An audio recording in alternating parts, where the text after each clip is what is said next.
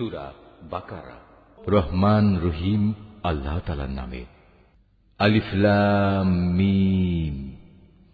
এই সেই মহাগ্রন্থ আল কোরআন, তাতে কোনো সন্দেহ নেই যারা আল্লাহ তাআলাকে ভয় করে।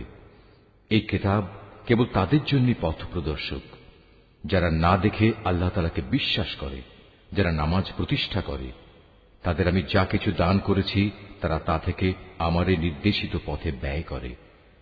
যারা তোমার উপর যা কিছু নাজিল করা হয়েছে তার উপর ঈমান আনে তোমার আগে নবীদের উপর যা কিছু নাজিল করা হয়েছে তার উপর। সর্বোপরি তারা পরকালের উপরও ঈমান আনে। সত্যিকার অর্থে এ লোকগুলোই তাদের মালিকের দেখানো সঠিক পথের উপর রয়েছে এবং এরাই হচ্ছে সফলকাম। যারা এ বিষয়গুলো অস্বীকার করে তাদের তুমি পরকালের কথা বলে সাবধান করো আর না করো, কার্যত উভয়টাই তাদের জন্য সমান কথা। এরা কখনো ঈমান আনবে না। ক্রমাগত কুফরি করার কারণে আল্লাহ তাআলা তাদের মন, মগজ ও শ্রবণ শক্তির উপর মোহর মেরে দিয়েছেন। এদের দৃষ্টিশক্তির উপরও এক ধরনের আবরণ পড়ে আছে। যারা এ ধরনের লোক তাদের জন্য পরকালের কষ্টদায়ক শাস্তি রয়েছে। মানুষদের মাঝে কিছু লোক এমনও আছে যারা মুখে বলে আমরা আল্লাহ তাআলা ও পরকালের উপর ঈমান এনেছি, কিন্তু এদের কর্মকাণ্ড দেখলে তুমি বুঝতে পারবে এরা মোটেই ঈমানদার নয়। মুখে ঈমানের দাবি করে এরা আল্লাহ তাআলা ও তার নেক বান্দাদের সাথে প্রতারণা করে যাচ্ছে। মূলত এ কাজের মাধ্যমে তারা অন্য কাউকে নয়, নিজেদেরই ধোঁকা দিয়ে যাচ্ছে, যদিও এ ব্যাপারে তাদের কোনো প্রকারের চৈতন্য নেই। আসলে এদের মনের ভেতর রয়েছে এক ধরনের মারাত্মক ব্যাধি। প্রতারণার কারণে আল্লাহ তাআলা এদের সে ব্যাধি বাড়িয়ে দিয়েছেন। তাদের জন্য রয়েছে আল্লাহ তাআলার পক্ষ থেকে পীড়াদায়ক আযাব, কেননা তারা মিথ্যা বলছিল। তাদের যখন বলা হয় তোমরা এই শান্তিপূর্ণ জমিনে অশান্তি ও বিপর্যয় সৃষ্টি করো না, তখন তারা বলে না, আমরাই তো বরং সংশোধনকারী। অথচ এরাই হচ্ছে জমিনে যাবতীয় বিপর্যয় সৃষ্টিকারী, যদিও তারা এ ব্যাপারে কোনো চৈতন্য রাখে না। তাদের যখন বলা হয় অন্য লোকেরা যেমন ঈমান এনেছে তোমরাও তেমনি ভাবে ঈমান আনো, তারা বলে হে নবী, তুমি কি চাও আমরাও নির্বোধ লোকদের মতো ঈমান আনি? আসলে নির্বোধ তো হচ্ছে এরা নিজেরাই, যদিও তারা এই কথাটা জানে না। মুনাফিকদের অবস্থা হচ্ছে তারা যখন ঈমানদার লোকদের সাথে মিলিত হয় তখন বলে আমরা ঈমান এনেছি, আবার যখন একাকী তাদের শয়তানদের সাথে মিলিত হয় তখন বলে আমরা তো তোমাদের সাথেই আছি। ঈমানের কথা বলে ওদের সাথে আমরা ঠাট্টা করছিলাম মাত্র। মূলত আল্লাহ তাআলাই তাদের সাথে ঠাট্টা করে যাচ্ছেন। আল্লাহ তাআলাই তাদের অবকাশ দিয়ে রেখেছেন। তারা তাদের বিদ্রোহে বিভ্রান্তের ন্যায় ঘুরে বেড়াচ্ছে। এরা জেনে বুঝে হেদায়েতের বিনিময়ে গোমরাহি কিনে নিয়েছে। তাদের এ ব্যবসাটা কিন্তু মোটেই লাভজনক হয়নি এবং এরা সঠিক পথের অনুসারীও নয়। এদের উদাহরণ হচ্ছে সে হতভাগ্য ব্যক্তির মতো যে অন্ধকারে আগুন জ্বালাতে চাইল, যখন তা তার গোটা পরিবেশটাকে আলোকোজ্জ্বল করে দিল, তখন হঠাৎ করে আল্লাহ তাআলা তাদের কাছ থেকে আলোটুকু ছিনিয়ে দিলেন এবং তাদের এমন অন্ধকারে ফেলে রাখলেন যে তারা কিছুই দেখতে পেল না। এদের অবস্থা হচ্ছে এরা কানেও শোনে না, চোখেও দেখে না, মুখ দিয়ে কথাও বলতে পারে না। অতএব এসব লোক সঠিক পথের দিকে ফিরে আসবে না। অথবা এদের উদাহরণ হচ্ছে আসমান থেকে নেমে আসা বৃষ্টির মতো, এর মাঝে রয়েছে আবার অন্ধকার, মেঘের গর্জন ও বিদ্যুতের চমক। বিদ্যুৎ গর্জন ও মৃত্যুর ভয়ে এরা নিজেদের কানে নিজেদের আঙুল ঢুকিয়ে রাখে। এরা জানে না আল্লাহ তাআলা কাফিরদের সকল দিক থেকেই ঘিরে রেখেছেন, তাতে এদের অবস্থা নাজুক হয়ে পড়ে। মনে হয় এখনই বিদ্যুৎ এদের চোখ নিষ্প্রভ করে দেবে। এই আতঙ্কজনক অবস্থায় আল্লাহ তাআলা যখন এদের জন্য একটু আলো জ্বালিয়ে দেন তখন এরা সেদিকে চলতে থাকে। আবার যখন তিনি তাদের উপর অন্ধকার চাপিয়ে দেন তখন এরা একটু থমকে দাঁড়ায়। অথচ আল্লাহ তাআলা চাইলে সহজেই তাদের শোনার ও দেখার ক্ষমতা ছিনিয়ে নিতে পারতেন। নিশ্চয়ই তিনি সর্বশক্তিমান। হে মানুষ, তোমরা সেই মহান আল্লাহ তাআলার দাসত্ব স্বীকার করো যিনি তোমাদের এবং তোমাদের আগে যারা ছিল তাদের সবাইকে পয়দা করেছেন। আশা করা যায় এর ফলে তোমরা যাবতীয় সংকট থেকে বেঁচে থাকতে পারবে। তিনি সে মহান সত্তা যিনি জমিনকে তোমাদের জন্য শয্যা বানালেন, আসমানকে বানালেন ছাদ এবং আসমান থেকে পানি পাঠালেন। তার সাহায্যে তিনি নানা প্রকারের ফলমূল উৎপাদন করে তোমাদের জীবিকার ব্যবস্থা করলেন। অতঃপর তোমরা জেনে বুঝে এসব কাজে আল্লাহ তাআলার সাথে কাউকে শরীক করো না, আমি আমার বান্দার উপর যে কিতাব নাজিল করেছি তার সত্যতার ব্যাপারে যদি তোমাদের কোনো সন্দেহ থাকে তাহলে যাও, তার মতো করে একটি সূরা তোমরাও রচনা করে নিয়ে এসো। এক আল্লাহ ছাড়া তোমাদের আর যেসব বন্ধু বান্ধব রয়েছে তাদেরও প্রয়োজনে সহযোগিতার জন্য ডাকো, যদি তোমরা তোমাদের দাবিতে সত্যবাদী হও। কিন্তু তোমরা যদি তা না করতে পারো, এবং আমি জানি তোমরা তা কখনই করতে পারবে না, তাহলে তোমরা দোজখের সেই কঠিন আগুনকে ভয় করো যার ইন্ধন হবে মানুষ ও পাথর। আল্লাহ তাআলাকে যারা অস্বীকার করে তাদের জন্যই এটা প্রস্তুত করে রাখা হয়েছে। অতঃপর যারা এই কিতাবের উপর ঈমান এনেছে এবং ভালো কাজ করেছে তাদের তুমি হে নবী সুসংবাদ দাও এমন এক জান্নাতের যার নিচ দিয়ে ঝর্ণা প্রবাহিত হতে থাকবে। যখনই তাদের এই জান্নাতের কোন একটি ফল দেয়া হবে তখনই তারা বলবে, এ ধরনের ফল তো ইতিপূর্বেও আমাদের দেওয়া হয়েছিল।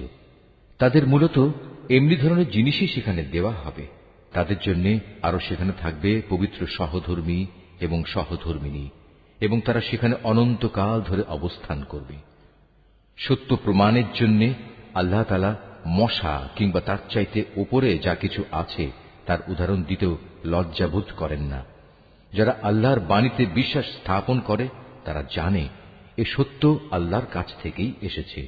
আর যারা আগেই সত্য অস্বীকার করেছে তারা একে না মানার অজুহাত দিতে গিয়ে বলে, আল্লাহ তাআলা এ উদাহরণ দ্বারা কি বুঝাতে চান? এভাবে একই ঘটনা দিয়ে আল্লাহ তাআলা অনেক লোককে গুমরাহিতে নিমজ্জিত করলেও বহু লোককে তিনি আবার এ দিয়ে হেদায়েতের পথও দেখান। আর কতিপয় পাপাচারী ব্যক্তি ছাড়া তিনি তা দিয়ে অন্য কাউকে গুমরাহিতে নিমজ্জিত করেন না। এরা হচ্ছে সেসব লোক যারা আল্লাহর ফরমান মেনে চলার প্রতিশ্রুতি দেওয়ার পর তা ভঙ্গ করে।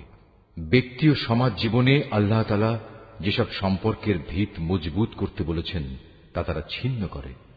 সর্বোপরি জমিনে অহেতুক বিপর্যয় সৃষ্টি করে। এরাই হচ্ছে আসল ক্ষতিগ্রস্ত। তোমরা আল্লাহকে কিভাবে অস্বীকার করবে, অথচ তোমরা প্রথম দিকে ছিলে মৃত। তিনি তোমাদের জীবন দিয়েছেন, পুনরায় তিনি তোমাদের মৃত্যু দেবেন। অতঃপর সর্বশেষে তিনি আবার তোমাদের জীবন দান করবেন, এবং এভাবেই তোমাদের একদিন তাঁর কাছে ফিরে যেতে হবে। তিনি সেই মহান সত্তা যিনি এ পৃথিবীর সব কিছু তোমাদের ব্যবহারের জন্য তৈরি করেছেন। অতঃপর তিনি আসমানের দিকে মনোনিবেশ করলেন এবং তাকে 7 আসমানে বিন্যস্ত করলেন। তিনি সবকিছু সম্পর্কেই সম্যক অবগত আছে। হে নবী, স্মরণ করো যখন তোমার মালিক তাঁর ফেরেশতাদের সম্বোধন করে বললেন, আমি পৃথিবীতে আমার খলিফা বানাতে চাই। তারা বলল, তুমি কি এমন কাউকে খলিফা বানাতে চাও যে তোমার জমিনে বিশৃঙ্খলা ও বিপর্যয় সৃষ্টি করবে এবং স্বার্থের জন্য তারা রক্তপাত করবে? আমরাই তো তোমার প্রশংসা সহকারে তোমার তাসবিহ পড়ছি এবং প্রতিনিয়ত তোমার পবিত্রতা বর্ণনা করছি। আল্লাহ তাআলা বললেন, আমি যা জানি তোমরা তা জানো না। আল্লাহ তাআলা অতঃপর তাঁর খলিফা আদমকে প্রয়োজনীয় সব জিনিসের নাম শিখিয়ে দিলেন। পরে তিনি সেগুলো ফেরেশতাদের কাছে পেশ করে বললেন, তোমাদের আশঙ্কার ব্যাপারে তোমরা যদি সত্যবাদী হও তাহলে তোমরা আমাকে এর নামগুলো বলো তো। ফেরেশতারা বলল, হে আল্লাহ তাআলা, তুমি পবিত্র, আমাদের তো এর বাইরে আর কিছুই জানা নেই যা তুমি আমাদের শিক্ষা দিয়েছ। তুমিই একমাত্র জ্ঞানী, একমাত্র কুশলী। আল্লাহ তাআলা এবার আদমকে বললেন, তুমি ফেরেশতাদের সে নামগুলো বলে দাও। অতএব আদম আল্লাহর নির্দেশে ফেরেশতাদের সামনে নামগুলো যখন সুন্দরভাবে বলে দিল, তখন আল্লাহ তাআলা বললেন, আমি কি তোমাদের বলিনি যে আমি আসমান সমূহ ও জমিনের যাবতীয় গোপন বস্তু জানি, এবং তোমরা যা কিছু প্রকাশ করো আর যা কিছু গোপন করো আমি তাও ভালোভাবে জানি। আল্লাহ তাআলা যখন ফেরেশতাদের বললেন, তোমরা সম্মানের প্রতীক হিসেবে আদমের জন্য সাজদা করো, অতঃপর তারা আল্লাহর আদেশে আদমের সামনে সাজদা অবনত হল, শুধু ইবলিস ছাড়া। সে সাজদা করতে অস্বীকার করল এবং অহংকার করল। অতঃপর সে নাফরমানদের দলে শামিল হয়ে গেল। আমি বললাম, হে আদম, তুমি এবং তোমার স্ত্রী পরম সুখে এই বেহেশতে বসবাস করতে থাকো, এবং এর নিয়ামত থেকে যা তোমাদের মন চায় তাই তোমরা স্বাচ্ছন্দ্যের সাথে আহার করো। তবে এই গাছটির পাশেও যেও না, অন্যথায় তোমরা দুজনই সীমা লঙ্ঘনকারীদের মধ্যে শামিল হয়ে যাবে। কিন্তু শয়তান শেষ পর্যন্ত সেখান থেকে তাদের উভয়ের পদস্খলন ঘটাল। তারা উভয়ে বেহেশতে যেখানে ছিল সেখান থেকে সে তাদের বের করেই ছাড়ল। আর আমি তাদের বললাম, তোমরা একজন আরেকজনের দুশমন হিসেবে এখান থেকে নেমে পড়ো। তোমাদের পরবর্তী বাসস্থান হবে পৃথিবী। সেখানে একটি নির্দিষ্ট সময় পর্যন্ত তোমাদের জন্য জীবনের যাবতীয় উপকরণ থাকবে। অতঃপর আদম তার মালিকের কাছ থেকে হেদায়েত সম্বলিত কিছু বাণী পেল। আল্লাহ তাআলা তার উপর ক্ষমা পরবশ হলেন। অবশ্যই তিনি বড় মেহেরবান ও ক্ষমাশীল। আমি তাদের বললাম, তোমরা সবাই এবার এখান থেকে নেমে যাও। তবে যেখানে যাবে অবশ্যই সেখানে আমার পক্ষ থেকে তোমাদের কাছে জীবন বিধান সম্পর্কিত হেদায়েত আসবে। অতঃপর যে আমার সেই বিধান মেনে চলবে তার কোনো ভয় নেই, তাদের কোনো প্রকার উৎকণ্ঠিতও হতে হবে না। আর যারা আমার বিধান অস্বীকার করবে এবং আমার আয়াতসমূহ মিথ্যা প্রতিপন্ন করে লাগামহীন জীবন যাপন করবে, তারা অবশ্যই জাহান্নামের বাসিন্দা হবে। তারা সেখানে চিরদিন থাকবে। হে বনী ইসরাইল জাতি, তোমাদের উপর আমি যেসব নিয়ামত দিয়েছি তোমরা সেগুলো স্মরণ করো। আমার আনুগত্যের প্রতিশ্রুতি তোমরা পূর্ণ করো। আমিও এর বিনিময়ে তোমাদের দুনিয়া ও আখিরাতের পুরস্কারের প্রতিশ্রুতি পূর্ণ করব এবং তোমরা একমাত্র আমাকেই ভয় করো। আমি মুহাম্মাদের কাছে যা কোরআন নাজিল করেছি তোমরা এর উপর ঈমান আনো। যা তোমাদের কাছে যা কিছু আছে তার সত্যায়নকারী। তোমরা কিছুতেই এর প্রথম অস্বীকারী হইও না এবং বৈষয়িক স্বার্থে সামান্য মূল্যে আমার আয়াত বিক্রি করো না এবং তোমরা শুধু আমাকেই ভয় করো। তোমরা মিথ্যা দিয়ে সত্যকে পোশাক পরিয়ে দিও না এবং সত্যকে জেনে বুঝে লুকিয়েও রেখো না। তোমরা নামাজ প্রতিষ্ঠা করো, যাকাত আদায় করো। যারা আমার সামনে অবনত হয় তাদের সাথে মিলে তোমরাও আমার আনুগত্য স্বীকার করো। তোমরা কি মানুষদের ভালো কাজের আদেশ করো এবং নিজেদের জীবনে তা বাস্তবায়নের কথা ভুলে যাও? অথচ তোমরা সবাই আল্লাহর কেতাব পড়ো, কিন্তু কেতাবের এ কথা তোমরা কি বোঝো না? হে ঈমানদার ব্যক্তিরা, তোমরা সবর ও নামাজের মাধ্যমে আল্লাহর কাছে সাহায্য চাও। যাবতীয় হক আদায় করে নামাজ প্রতিষ্ঠা করা অবশ্যই একটা কঠিন কাজ, কিন্তু যারা আল্লাহকে ভয় করে তাদের কথা আলাদা।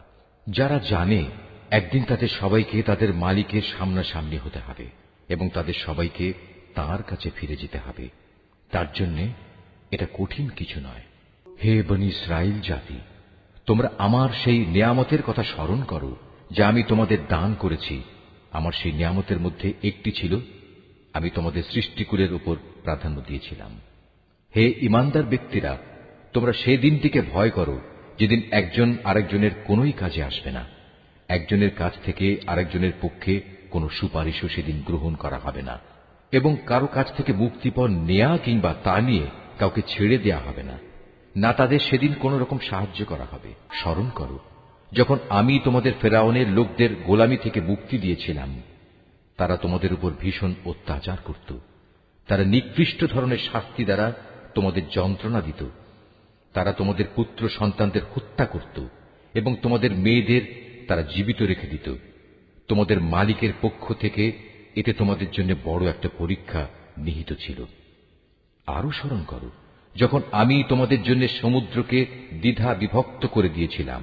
অতঃপর আমি তোমাদের সমূহ মৃত্যুর হাত থেকে বাঁচিয়ে দিয়েছিলাম এবং আমি ফেরাউন ও তার দলবলকে সমুদ্রে ডুবিয়ে দিয়েছিলাম, আর তোমরা তা তো নিজেরাই প্রত্যক্ষ করেছিলে। আরো স্মরণ করো যখন মূসাকে আমি বিশেষ একটি কাজে 40 রাত নির্ধারণ করে দিলাম। তার যাওয়ার পর তোমরা একটি বাছুরকে মাবুদ রূপে গ্রহণ করে নিলে। তোমরা এতে করে ভীষণ জুলুম করেছিলে। অতঃপর এ অপরাধ সত্ত্বেও আমি পুনরায় তোমাদের ক্ষমা করে দিয়েছি এ আশায় যে তোমরা আমার কৃতজ্ঞতা আদায় করবে। সে কথাও স্মরণ করো যখন আমি মূসাকে কেতাব ও ন্যায় অন্যায়ের পরককারী একটি মানদণ্ড দান করেছি, যাতে করে তোমরা হেদায়েতের পথে চলতে পারো। আরো স্মরণ করো মূসা যখন তার নিজ লোকদের কাছে এসে বলল, হে আমার জাতি, তোমরা আমার অবর্তমানে বাছুরকে মাবুদ হিসেবে গ্রহণ করে যে বড় রকমের জুলুম করেছ, তার জন্য অবিলম্বে আল্লাহর দরবারে তওবা করো এবং তোমরা তোমাদের নিজেদের শিরকে অভিশপ্ত নফস সমূহকে হত্যা করো। এর মাঝেই আল্লাহর কাছে তোমাদের জন্য কল্যাণ রয়েছে।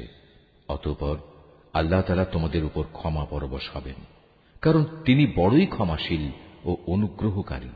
তোমরা যখন বলেছিলে, হে মূসা, আমরা আল্লাহকে প্রত্যক্ষভাবে না দেখলে কখনো তার উপর ঈমান আনব না। তখন এর ধৃষ্টতার শাস্তি হিসেবে মুহূর্তের মধ্যেই বজ্রের মতো এক গজব তোমাদের উপর নিপতিত হল, আর তোমরা তার দিকে চেয়েই থাকলে, কিছুই করতে পারলে না। অতঃপর এই ধ্বংসকর মৃত্যুর পর তোমাদের আমি পুনরায় জীবন দান করলাম, যাতে করে তোমরা আমার কৃতজ্ঞতা আদায় করতে পারো। আমি তোমাদের উপর মেঘের ছায়া দান করেছিলাম, মান এবং সালওয়া নামক খাবারও তোমাদের জন্য পাঠিয়েছিলাম। আমি তোমাদের বলেছিলাম, সেসব পবিত্র খাবার খাও যা আমি তোমাদের দিয়েছি, তা তোমরা উপভোগ করো। নিয়ামত অবজ্ঞা করে তারা আমার উপর কোনো অবিচার করেনি, বরং এর দ্বারা তারা নিজেরাই নিজেদের উপর জুলুম করেছে। স্মরণ করো, আমি যখন তোমাদের বলেছিলাম তোমরা এই জনপদে ঢুকে পড়ো এবং তোমরা তার যেখান থেকেই ইচ্ছা স্বাচ্ছন্দ্যে আহার করো। দম্ভ সহকারে প্রবেশ না করে মাথা নত করে ঢুকো। তোমরা ক্ষমার কথা বলবে, আমিও তোমাদের ভুল ত্রুটিসমূহ ক্ষমা করে দেব, এবং যারা ভালো কাজ করে আমি এভাবেই তাদের পাওনার অঙ্ক বাড়িয়ে দেই। সুস্পষ্ট হেদায়েত সত্ত্বেও অতঃপর জালিমরা এমন কিছু ব্যাপার রদবদল করে ফেলল যা না করার জন্যই তাদের বলা হয়েছিল। আমিও এরপর যারা জুলুম করল তাদের উপর আসমান থেকে গজব নাজিল করলাম। মূলত এটা ছিল তাদের গুনার ফল। যখন মুসা আমার কাছে তার জাতির লোকদের জন্য পানি চাইল, আমি তাকে বললাম, তোমার হাতের লাঠি দিয়ে তুমি এই পাথরে আঘাত করো। আঘাত করা মাত্রই সে পাথর থেকে 12টি পানির নহর উৎপন্ন হয়ে গেল। প্রত্যেক গোত্রই নিজ নিজ পানির ঘাট চিনে নিল। আমি বললাম, আল্লাহর দেয়া রিজিক থেকে তোমরা পানাহার করো, তবে আমার জমিনে বিপর্যয় সৃষ্টি করে বেরিও না। স্মরণ করো, তোমরা যখন মুসাকে বলেছিলে, হে মুসা, প্রতিদিন একই ধরনের খাবারের উপর আমরা কিছুতেই আর ধৈর্য ধরতে পারব না। তুমি তোমার মালিকের কাছে বলো যেন তিনি কিছু ভূমিজাত দ্রব্য, তরিতরকারি, পেঁয়াজ, রসুন, ভুট্টা, ডাল উৎপাদন করেন। সে বলল, তোমরা কি আল্লাহর পাঠানো এই উৎকৃষ্ট জিনিসের সাথে একটি তুচ্ছ ধরনের জিনিসকে বদলে নিতে চাও? যদি তাই হয়, তাহলে তোমরা অন্য কোন শহরে সরে পড়ো, যেখানে তোমাদের এসব জিনিস যা তোমরা চাইবে তা অবশ্যই পাওয়া যাবে। আল্লাহ তাআলার আদেশ অমান্য করার ফলে শেষ পর্যন্ত অপমান ও দারিদ্র্য তাদের উপর ছেয়ে গেল। আল্লাহর গজব দ্বারা তারা আক্রান্ত হয়ে গেল। এটা এ কারণে যে এরা ক্রমাগত আল্লাহর আয়াতকে অস্বীকার করতে থাকল এবং আল্লাহর নবীদের অন্যায়ভাবে হত্যা করতে থাকল। আর এসব কিছু এজন্যই ছিল যে তারা আল্লাহর সাথে নাফরমানি ও সীমা লঙ্ঘন করছিল। যারা ঈমান আনে, তারা খ্রিস্টান হোক, ইহুদি হোক কিংবা সাবি হোক, তারাই হবে মুসলমান। এদের যে কেউ আল্লাহর উপর ঈমান আনবে পরকালের উপর এবং যথার্থ ভালো কাজ করবে, তাদের জন্য তাদের মালিকের কাছে পুরস্কার রয়েছে, এবং এসব লোকের যেমন কোনো ভয় নেই, তেমনি তারা চিন্তিত হবে না। স্মরণ করো, যখন আমি তোমাদের কাছ থেকে প্রতিশ্রুতি নিয়েছিলাম যে তোমরা তাওরাত মেনে চলবে, এবং তুর পাহাড়কে আমি তোমাদের উপর তুলে ধরে বলেছিলাম যে কিতাব তোমাদের আমি দান করেছি তা শক্তভাবে আঁকড়ে ধরো, এবং তাতে যা কিছু আছে তা স্মরণ রেখো। এই উপায়ে তোমরা হয়তো শয়তান থেকে নিজেদের বাঁচাতে পারবে। অতঃপর তোমরা এ ওয়াদা থেকে ফিরে গেলে, কিন্তু তা সত্ত্বেও আমার অনুদান ও রহমত যদি তোমাদের উপর না থাকত, তাহলে তোমরা অবশ্যই ধ্বংস হয়ে যেতে। তোমরা তো ভালো করেই তাদের জানো যারা তোমাদের মধ্যে শনিবারে আল্লাহর আদেশ লঙ্ঘন করেছে। অতঃপর আমি তাদের শুধু এটুকুই বলেছি, যাও, এবার তোমরা সবাই অপমানিত বানরে পরিণত হয়ে যাও। এই ঘটনাকে আমি সেসব মানুষদের যারা তখন সেখানে মজুদ ছিল, আরো যারা পরে আসবে, তাদের সবার জন্য একটি দৃষ্টান্তমূলক ঘটনা বানিয়ে দিয়েছি। যারা আল্লাহকে ভয় করে এমন লোকদের জন্যও এই ঘটনা ছিল একটি উপদেশ। আরো স্মরণ করো, যখন মুসা তার জাতিকে বলল, অবশ্যই আল্লাহ তাআলা তাঁর নামে তোমাদের একটি গাভী জবাই করার আদেশ দিচ্ছেন, তারা একথা শুনে বলল, হে মুসা, তুমি কি আমাদের সাথে তামাশা করছো? সে বলল, আমি তামাশা করে জাহেলদের দলে শামিল হওয়া থেকে আল্লাহ তাআলার কাছে পানা চাই। তারা মুসাকে বলল, তুমি তোমার মালিককে বলো আমাদের তিনি যেন সুস্পষ্ট বলে দেন তা কেমন হবে। সে বলল, অবশ্যই তা হবে এমন যা বৃদ্ধ হবে না, আবার একেবারে বাচ্চাও হবে না, বরং তা হবে এর মাঝামাঝি বয়সের, এখন যা কিছু তোমাদের নির্দেশ দেওয়া হচ্ছে তাই করো। তারা মূসাকে বলল, তুমি তোমার মালিককে জিজ্ঞেস করে নাও, তিনি আমাদের যেন বলে দেন তার রং কেমন হবে। সে বলল, তা হবে হলুদ রঙের। তার রং এত আকর্ষণীয় হবে যে যারা তাকাবে তা তাদেরই পরিতৃপ্ত করবে। তারা বলল, হে মূসা, তুমি তোমার মালিককে আবার জিজ্ঞেস করে নাও, আসলে তা কি ধরনের হবে। আমরা তো সঠিক গাভী বাছাই করতে পারছি না, কারণ আমাদের কাছে তো সব গাভী দেখতে একই ধরনের মনে হয়। আল্লাহ তাআলা চাইলে এবার অবশ্যই আমরা সঠিক পথে চলতে পারব। সে বলল, তাহলে শোনো, আল্লাহর ঈপ্সিত সে গাভী হবে এমন যে সেটি কোনো চাষাবাদের কাজ করে না, জমিনে পানি সেচের কাজও করে না, অর্থাৎ তা হবে সম্পূর্ণ নিখুঁত ও ত্রুটিমুক্ত। একথা শুনিয়ে তারা বলল, এতক্ষণে তুমি আমাদের সামনে সত্য ঘটনা নিয়ে এসেছ। অতঃপর তারা এ ধরনের একটি গাভী জবাই করল, যদিও ইতিপূর্বে মনে হয়নি যে তারা এই কাজটি আদৌ করতে চায়। স্মরণ করো, যখন তোমরা একজন লোককে হত্যা করেছিলে, অতঃপর সে ব্যাপারে তোমরা একে অপরের উপর হত্যার অভিযোগ আরোপ করতে শুরু করলে, অথচ আল্লাহ তাআলা সেই বিষয়ই মানুষের সামনে বের করে আনতে চাইলেন যা তোমরা লুকোবার চেষ্টা করেছিলে। হত্যাকারীকে খুঁজে বের করার জন্য আমি তোমাদের বললাম, কোরবানি করা সেই গাভীর শরীরের একাংশ দিয়ে তোমরা একে মৃদু আঘাত করো। এভাবেই আল্লাহ তাআলা মৃত ব্যক্তিকে জীবন দান করবেন এবং এ ধরনের অলৌকিক ঘটনা দ্বারা তিনি তোমাদের কাছে তার জ্ঞানের নিদর্শনসমূহ তুলে ধরেন। আশা করা যায় তোমরা এর মাধ্যমে সত্য অনুধাবন করবে। কিন্তু এত বড় একটি নিদর্শন সত্ত্বেও অতঃপর তোমাদের মন কঠিন হয়ে গেল, এমন কঠিন যেন তা শক্ত পাথর, বরং মাঝে মাঝে মনে হয় পাথরের চেয়েও বুঝি তার বেশি কঠিন।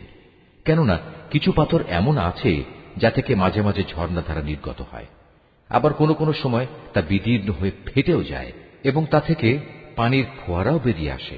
অবশ্য এর মধ্যে থেকে এমন কিছু পাথর আছে যা আল্লাহর ভয়ে ধসে পড়ে। আল্লাহ তাআলা তোমাদের কার্যকলাপ সম্পর্কে মোটেই গাফেল নন। হে ঈমানদার লোকেরা, এরপরেও তোমরা কি এই আশা পোষণ করো যে এরা তোমাদের সাথে তোমাদের দ্বীনের জন্য ঈমান আনবে? অথচ এদের একাংশ যুগ যুগ ধরে আল্লাহর কিতাব শুনে আসছে, অতঃপর তারা তাকে বিকৃত করছে, অথচ এরা ভালো করেই তা জানে। এদের অবস্থা হচ্ছে, এরা যখন ঈমানদারদের সাথে সাক্ষাৎ করে তখন বলে, আমরা ঈমান এনেছি, কিন্তু এরাই আবার যখন গোপনে একে অপরের সাথে মিলিত হয় তখন বলে, তোমরা কি মুসলমানদের কাছে সেসব কথা প্রকাশ করে দাও যা আল্লাহ তাআলা মুহাম্মদের নবুয়ত সম্পর্কে আগেই তাওরাতে তোমাদের উপর ব্যক্ত করেছেন। খবরদার, তোমরা এমনটি কখনো করো না, তাহলে তারা একদিন তোমাদের মালিকের সামনে এটা দিয়েই তোমাদের বিরুদ্ধে সাক্ষ্য উত্থাপন করবে। তোমরা কি এটুকু কথাও বুঝতে পারো না? এরা কি জানে না আল্লাহর কিতাবে যা কিছু এরা গোপন করে, আবার নিজেদের স্বার্থে তারা যা প্রকাশ করে তা সবই আল্লাহ তাআলা জানেন। এদের আরেকটি দল যারা একান্ত অশিক্ষিত, নিরক্ষর, এরা আল্লাহর কিতাব সম্পর্কে কিছুই জানে না।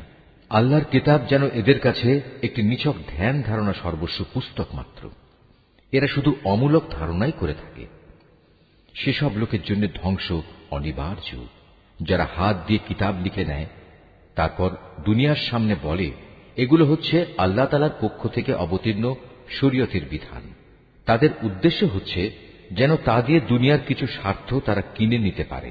অতঃপর তাদের হাত যা কিছু রচনা করেছে তার জন্য তাদের ধ্বংস ও দুর্ভোগ, যা কিছু তারা উপার্জন করেছে তার জন্য তাদের দুর্ভোগ। এসব নির্বোধ লোকেরা বলে, জাহান্নামের আগুন কখনোই আমাদের স্পর্শ করবে না, একান্ত যদি করেও তা হবে নির্দিষ্ট কয়েকটা দিনের জন্য মাত্র। হে নবী, তুমি তাদের বলো, তোমরা কি আল্লাহর কাছ থেকে এমন কোন প্রতিশ্রুতি আদায় করে নিয়েছ? আল্লাহ তাআলা তো কখনো তার প্রতিশ্রুতি ভঙ্গ করেন না। না তোমরা জেনে বুঝেই আল্লাহ তাআলা সম্পর্কে এমন সব কথা বলে বেড়াচ্ছ যা তোমরা নিজেরাই জানো না। হ্যাঁ, যে কোনো ব্যক্তি স্বেচ্ছায় অপরাধ করেছে এবং যাকে তার পাপ ঘিরে রেখেছে, এমন লোকেরাই হচ্ছে জাহান্নামের অধিবাসী এবং সেখানে তারা চিরদিন অবস্থান করবে। আবার যারাই আল্লাহর উপর ঈমান আনবে এবং ভালো কাজ করবে তারা বেহেশতবাসী হবে, তারা সেখানে চিরদিন থাকবে। যখন আমি বনী ইসরাইলদের কাছ থেকে এ মর্মে প্রতিশ্রুতি নিয়েছিলাম যে তোমরা আল্লাহ তাআলা ছাড়া অন্য কারো ইবাদত করবে না এবং মাতা পিতার সাথে সদ্ব্যবহার করবে, আত্মীয় স্বজন, এতিম মিসকিনদের সাথে ভালো ব্যবহার করবে, মানুষদের সুন্দর কথা বলবে, নামাজ প্রতিষ্ঠা করবে, যাকাত প্রদান করবে। কিন্তু এ সত্ত্বেও তোমাদের মধ্যে সামান্য কিছু সংখ্যক লোক ছাড়া অধিকাংশই অতঃপর সেদিন ফিরে গেছ। এভাবেই তোমরা প্রতিশ্রুতি থেকে মুখ ফিরিয়ে নিয়েছিলে।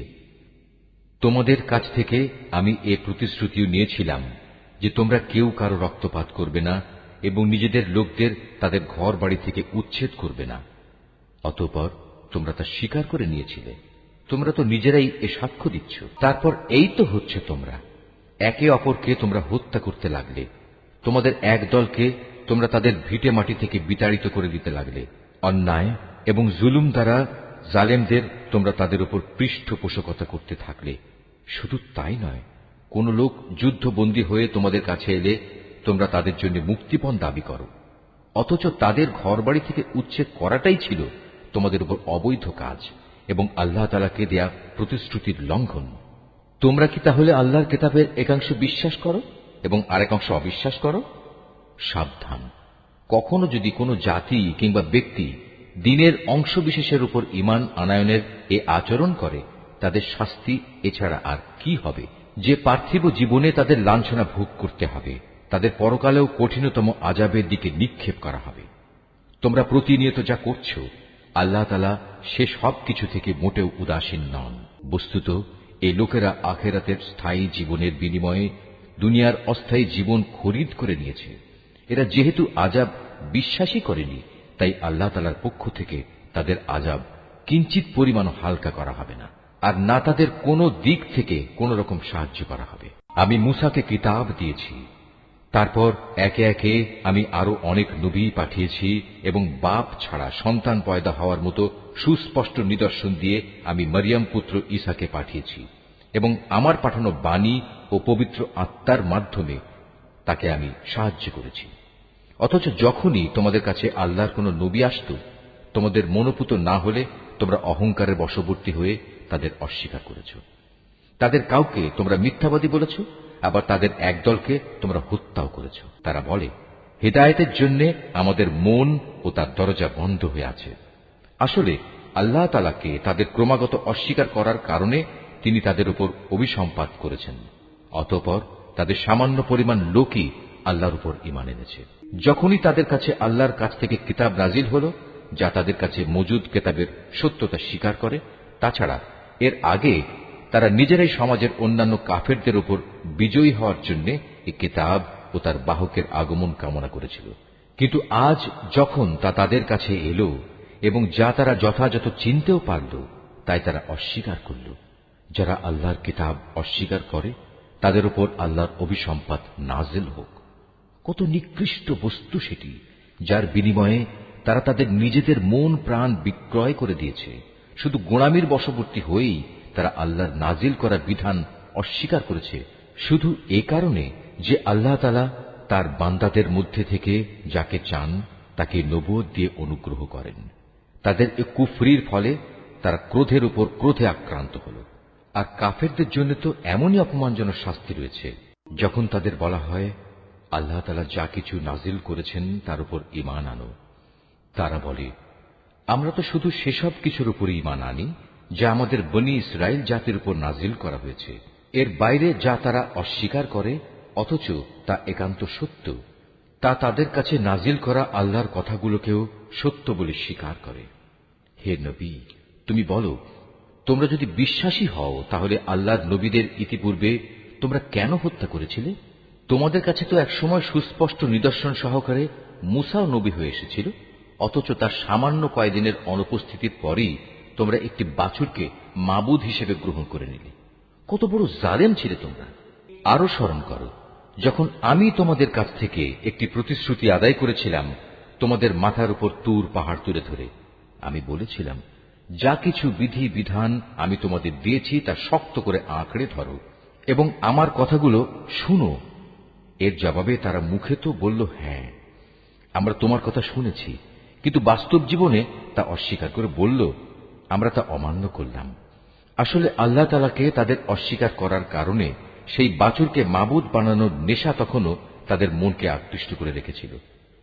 তুমি তাদের বলো, যদি তোমরা সত্যি মোমেন হও তাহলে বলতে পারো, এটা কত খারাপ ঈমান যা একজন ব্যক্তিকে এ ধরনের কাজের আদেশ দেয়।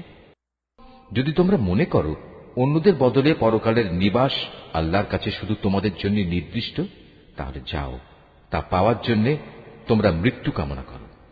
যদি তোমরা সত্যবাদী হও, হে নবী, তুমি জেনে রাখো, এরা কখনোই কামনা করবে না আল্লাহর সাথে যে আচরণ এরা করেছে, এবং নিজেদের হাত দিয়ে এরা যা কিছু অর্জন করেছে তার পরিণাম জানার পর এরা কখনো তা কামনা করবে না। আল্লাহ তাআলা জালেমদের ভালো করে জানেন। সত্যি কথা হচ্ছে, এদেরকেই বরং তুমি দেখতে পাবে বেঁচে থাকার ব্যাপারে এরা বেশি লোভী। আল্লাহ তাআলার সাথে যারা শিরক করে, এ বনী ইসরায়েলের লোকেরা তাদের চেয়েও এক কদম অগ্রসর। এদের প্রত্যেক ব্যক্তি 1000 বছর জীবিত থাকতে চায়, কিন্তু যত দীর্ঘ জীবনী এদের দেয়া হোক না কেন, তা কখনো এদের তার অবশ্যম্ভাবী আযাব থেকে বাঁচাতে পারবে না। আল্লাহ তাআলা এদের যাবতীয় কাজকর্ম পুঙ্খানুপুঙ্খ পর্যবেক্ষণ করেন। হে নবী, তুমি বলো, কে সে ব্যক্তি যে জিব্রাইলের শত্রু হতে পারে, অথচ সে তো আল্লাহর আদেশে আল্লাহর বাণীসমূহ তোমার অন্তঃকরণে নাজিল করে দেয়, তাও এমন এক বাণী যা তাদের কাছে মজুদ বিষয়সমূহের সত্যতা স্বীকার করে। সর্বোপরি এ হচ্ছে মোমেনদের জন্য সুসংবাদবাহী গ্রন্থ। যারা আল্লাহর শত্রু তার বাণীবাহক ফেরেশতার ও নবী রসুলের শত্রু জিব্রাইলের ও মিকাইলের, তারা একদিন এ কথাটা বুঝতে পারবে। স্বয়ং আল্লাহ তাআলাই হচ্ছেন কাফেরদের বড় শত্রু। অবশ্যই আমি তোমার কাছে সুস্পষ্ট নিদর্শন পাঠিয়েছি। পাপী ব্যক্তিরা ছাড়া এই সব কিছু কেউই অস্বীকার করতে পারে না, কিংবা যখনই তারা আল্লাহর সাথে কোনো ওয়াদা করেছে তখনই তাদের এক দল তা ভঙ্গ করেছে। আসলে তাদের অধিকাংশই ঈমানদার ছিল না। যখনই তাদের কাছে আল্লাহর পক্ষ থেকে কোনো নবী আসে এবং যে তাদের কাছে আগের কিতাবে যেসব কথা মজুদ রয়েছে তার সত্যতা স্বীকার করে, তখনই সেই আগের কিতাবের ধারকদের একটি দল পূর্ববর্তী কিতাবের কথাগুলো এমনভাবে তাদের পেছনের দিকে ফেলে দিল যেন তারা এ ব্যাপারে কিছুই জানে না। আল্লাহর প্রতি অবজ্ঞা প্রদর্শন করেই এরা ক্ষান্ত হয়নি। জাদু মন্ত্রের এমন কিছু জিনিসও এরা অনুসরণ করতে শুরু করল যা শয়তান কর্তৃক সুলাইমান নবীর রাজত্বের সময়ে সমাজে চালু করা হয়েছিল।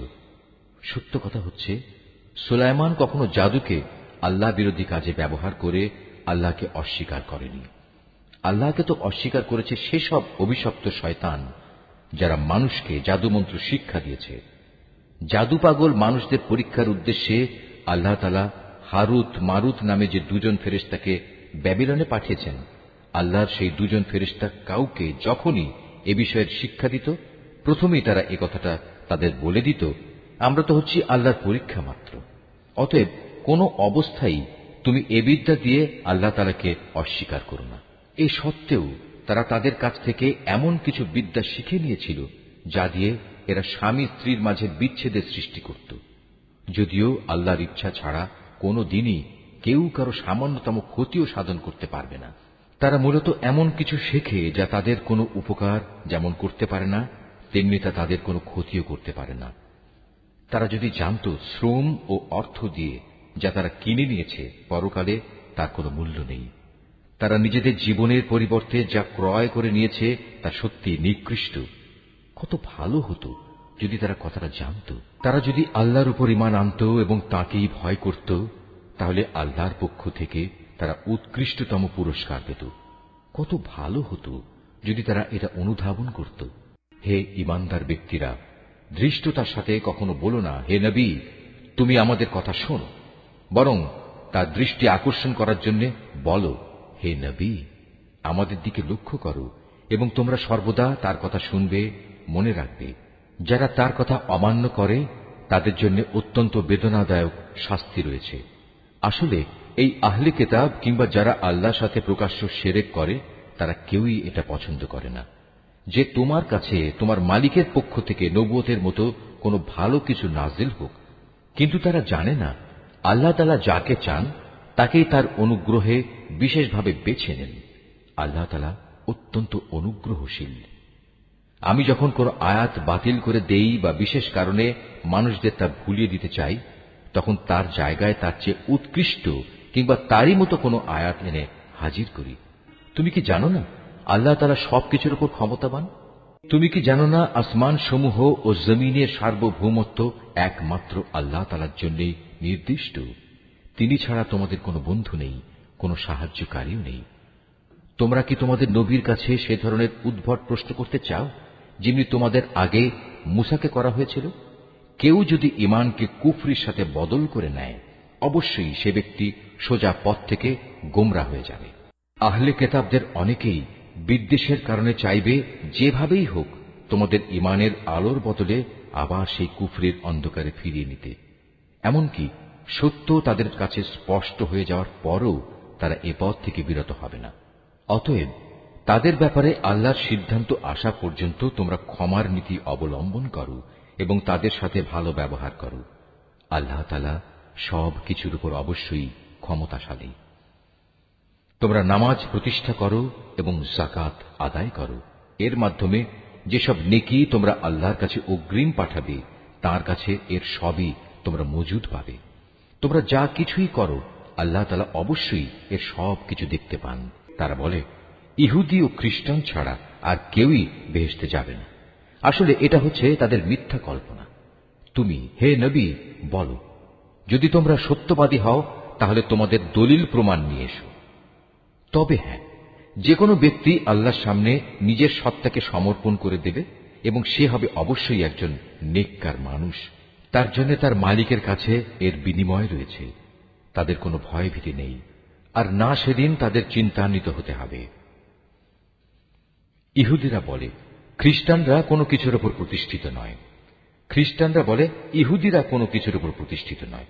অথচ এদের অবস্থা হচ্ছে এরা উভয়ই আল্লাহর কেতাব পাঠ করে, আদৌ আল্লাহর কেতাবের কোনো কিছুই জানে না। এমন লোকেরা আবার এদের উভয় সম্পর্কে একই ধরনের কথা বলে। তারা যে বিষয়ে মতবিরোধ করছে, আল্লাহ তাআলা শেষ বিচারের দিনে সে বিষয়ে তাদের মাঝে মীমাংসা করে দেবেন। সে ব্যক্তির চেয়ে বড় জালেম আর কে আছে, যে ব্যক্তি আল্লাহর ঘর মসজিদে তার নাম স্মরণ করতে বাধা দেয় এবং তার ধ্বংস সাধনে সচেষ্ট হয়। এ ধরনের লোকদের বস্তুত তাতে ঢোকার কোনো যোগ্যতাই নেই। তবে একান্ত ভীত সন্ত্রস্তভাবে ঢুকলে তা ভিন্ন কথা। তাদের জন্য পৃথিবীতে যেমন অপমান লাঞ্ছনা রয়েছে, তেমনি রয়েছে পরকালে কঠিনতম শাস্তি। এরা কেবলা বদলের ব্যাপারেও মতবিরোধ করেছিল, অথচ পূর্ব পশ্চিম সবই তো আল্লাহ তাআলার। তাছাড়া তোমরা যেদিকেই মুখ ফিরাবে সেদিকেই তো আল্লাহ তাআলা রয়েছেন। আল্লাহ তাআলা সর্বব্যাপী এবং জ্ঞানী। খ্রিস্টান লোকেরা বলে, আল্লাহ তাআলা অমুককে নিজের সন্তান রূপে গ্রহণ করেছেন, অথচ যাবতীয় পবিত্রতা একান্তভাবে তাঁর। তিনি এ সব কিছুর অনেক ঊর্ধ্বে। আসমান সমূহ ও জমিনের সব কিছুই তাঁর জন্যে। এর প্রতিটি বস্তুই তাঁর একান্ত অনুগত। বরং আসমান সমূহ ও জমিনের তিনিই স্রষ্টা। যখন তিনি কোনো একটি বিষয়ের সিদ্ধান্ত করেন, সে ব্যাপারে শুধু এটুকুই বলেন, হও, আর সাথে সাথেই তা হয়ে যায়। যারা সঠিক কথা জানে না তারা বলে, আল্লাহ তাআলা নিজে আমাদের সাথে কথা বলেন না কেন, অথবা এমন কোন নিদর্শন আমাদের কাছে কেন পাঠান না যার মাধ্যমে আমরা তাকে দেখতে পাব। এদের আগের লোকেরাও এদের মতো করেই কথা বলতো। এদের সবার মন আসলে একই ধরনের। আল্লাহকে যারা দৃঢ়ভাবে বিশ্বাস করে, আমি তাদের জন্য আমার নিদর্শন সমূহ সুস্পষ্ট করে পেশ করে দিয়েছি। অবশ্যই আমি তোমাকে সত্য দিন সহ পাঠিয়েছি আযাবের ভীতি প্রদর্শনকারী ও জান্নাতের সুসংবাদবাহী হিসেবে। জেনে রেখো, তোমাকে জাহান্নামের অধিবাসীদের দায় দায়িত্বের ব্যাপারে প্রশ্ন করা হবে না। ইহুদি ও খ্রিস্টানরা কখনো তোমার ওপর খুশি হবে না। হ্যাঁ, তুমি যদি কখনো তাদের দলের অনুসরণ করতে শুরু করো, তখনই এরা খুশি হবে। তুমি তাদের বলে দাও, আল্লাহ তাআলার হেদায়েতই হচ্ছে একমাত্র পথ। সাবধান, তোমার কাছে সঠিক জ্ঞান আসার পরও যদি তুমি তাদের ইচ্ছানুসারে চলতে থাকো, তাহলে আল্লাহ তাআলা ছাড়া তুমি কোনো বন্ধু ও সাহায্যকারী পাবে না। আহলে কিতাবদের মাঝে এমন কিছু লোক আছে যারা এ কোরআনকে যেভাবে নিষ্ঠার সাথে পড়া দরকার সেভাবেই পড়ে। তারা তার উপর ঈমানও আনে। যারা একে অস্বীকার করে তারাই হচ্ছে ক্ষতিগ্রস্ত লোক। হে বনী ইসরাইল জাতি, তোমরা আমার সে নিয়ামত স্মরণ করো যা আমি তোমাদের দান করেছি। সে নিয়ামতের অংশ হিসেবে আমি তোমাদের দুনিয়ার অন্যান্য জাতির উপর শ্রেষ্ঠত্ব দান করেছি। তোমরা সেই দিনটিকে ভয় করো যেদিন একজন মানুষ আরেকজনের কোনোই কাজে আসবে না। সেদিন তার কাছ থেকে কোন রকম বিনিময়ও নেওয়া হবে না। আবার একের পক্ষে অন্যের সুপারিশও সেদিন কোনো উপকারে আসবে না। সেদিন এসব লোকদের কোন রকম সাহায্যও করা হবে না। আরো স্মরণ করো যখন ইব্রাহিমকে তার রব কতিপয় বিষয়ে তার আনুগত্যের পরীক্ষা নিলেন, অতঃপর তা পুরোপুরি সে আদায় করল। আল্লাহ তাআলা বললেন, এবার আমি তোমাকে মানব জাতির জন্য নেতা বানাতে চাই। সে বলল, আমার ভবিষ্যৎ বংশধররাও কি নেতা হিসেবে বিবেচিত হবে? আল্লাহ তাআলা বললেন, আমার প্রতিশ্রুতি জালেমদের কাছে পৌঁছবে না। স্মরণ করো আমি যখন মানুষদের মিলনস্থল ও নিরাপত্তার কেন্দ্র হিসেবে এই কাবা ঘরটি নির্মাণ করেছিলাম, আমি তাদের আদেশ দিয়েছিলাম, তোমরা ইব্রাহিমের দাঁড়ানোর স্থানটিকে নামাজের স্থান হিসেবে গ্রহণ করো। আমি ইব্রাহিম ও ইসমাইলকে আদেশ দিয়েছিলাম যেন তারা আমার ঘর কাবাকে হজ ও ওমরার তাওয়াফকারীদের জন্য, আল্লাহর ইবাদতে আত্মনিয়োগকারীদের জন্য, সর্বোপরি তার নামে রুকু সেজদাকারীদের জন্য পবিত্র করে রাখে। ইব্রাহিম যখন বলেছিল, হে মালিক, এ শহরকে তুমি শান্তি ও নিরাপত্তার শহর বানিয়ে দাও এবং এখানকার অধিবাসীদের মাঝে যে ব্যক্তি আল্লাহ তাআলা এবং পরকালে বিশ্বাস করে তুমি তাদের ফলমূল দিয়ে আহারের যোগান দাও। আল্লাহ তাআলা বললেন, হ্যাঁ, যে ব্যক্তি আমাকে অস্বীকার করবে তাকেও আমি অল্প কয়েকদিন জীবনের উপায় উপকরণ সরবরাহ করতে থাকব।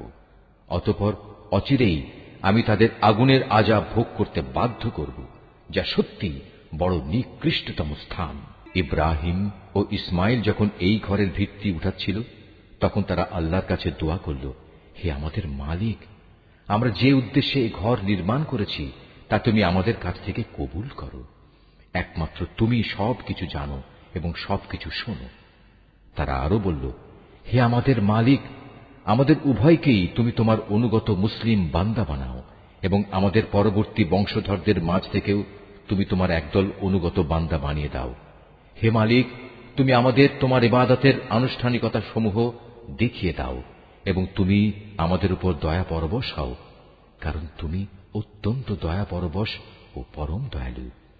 হে আমাদের মালিক, তাদের বংশের মধ্যে তাদের নিজেদের মাঝ থেকে তুমি এমন একজন রসূল পাঠাও যে তাদের কাছে তোমার আয়াতসমূহ পড়ে শোনাবে, তাদের তোমার কিতাবের জ্ঞান ও প্রজ্ঞা শিক্ষা দেবে, উপরন্তু সে তাদের পবিত্র করে দেবে। হে আল্লাহ, তুমি আমাদের এই দোয়া কবুল করো, কারণ তুমি মহাপরাক্রমশালী ও পরম কুশলী।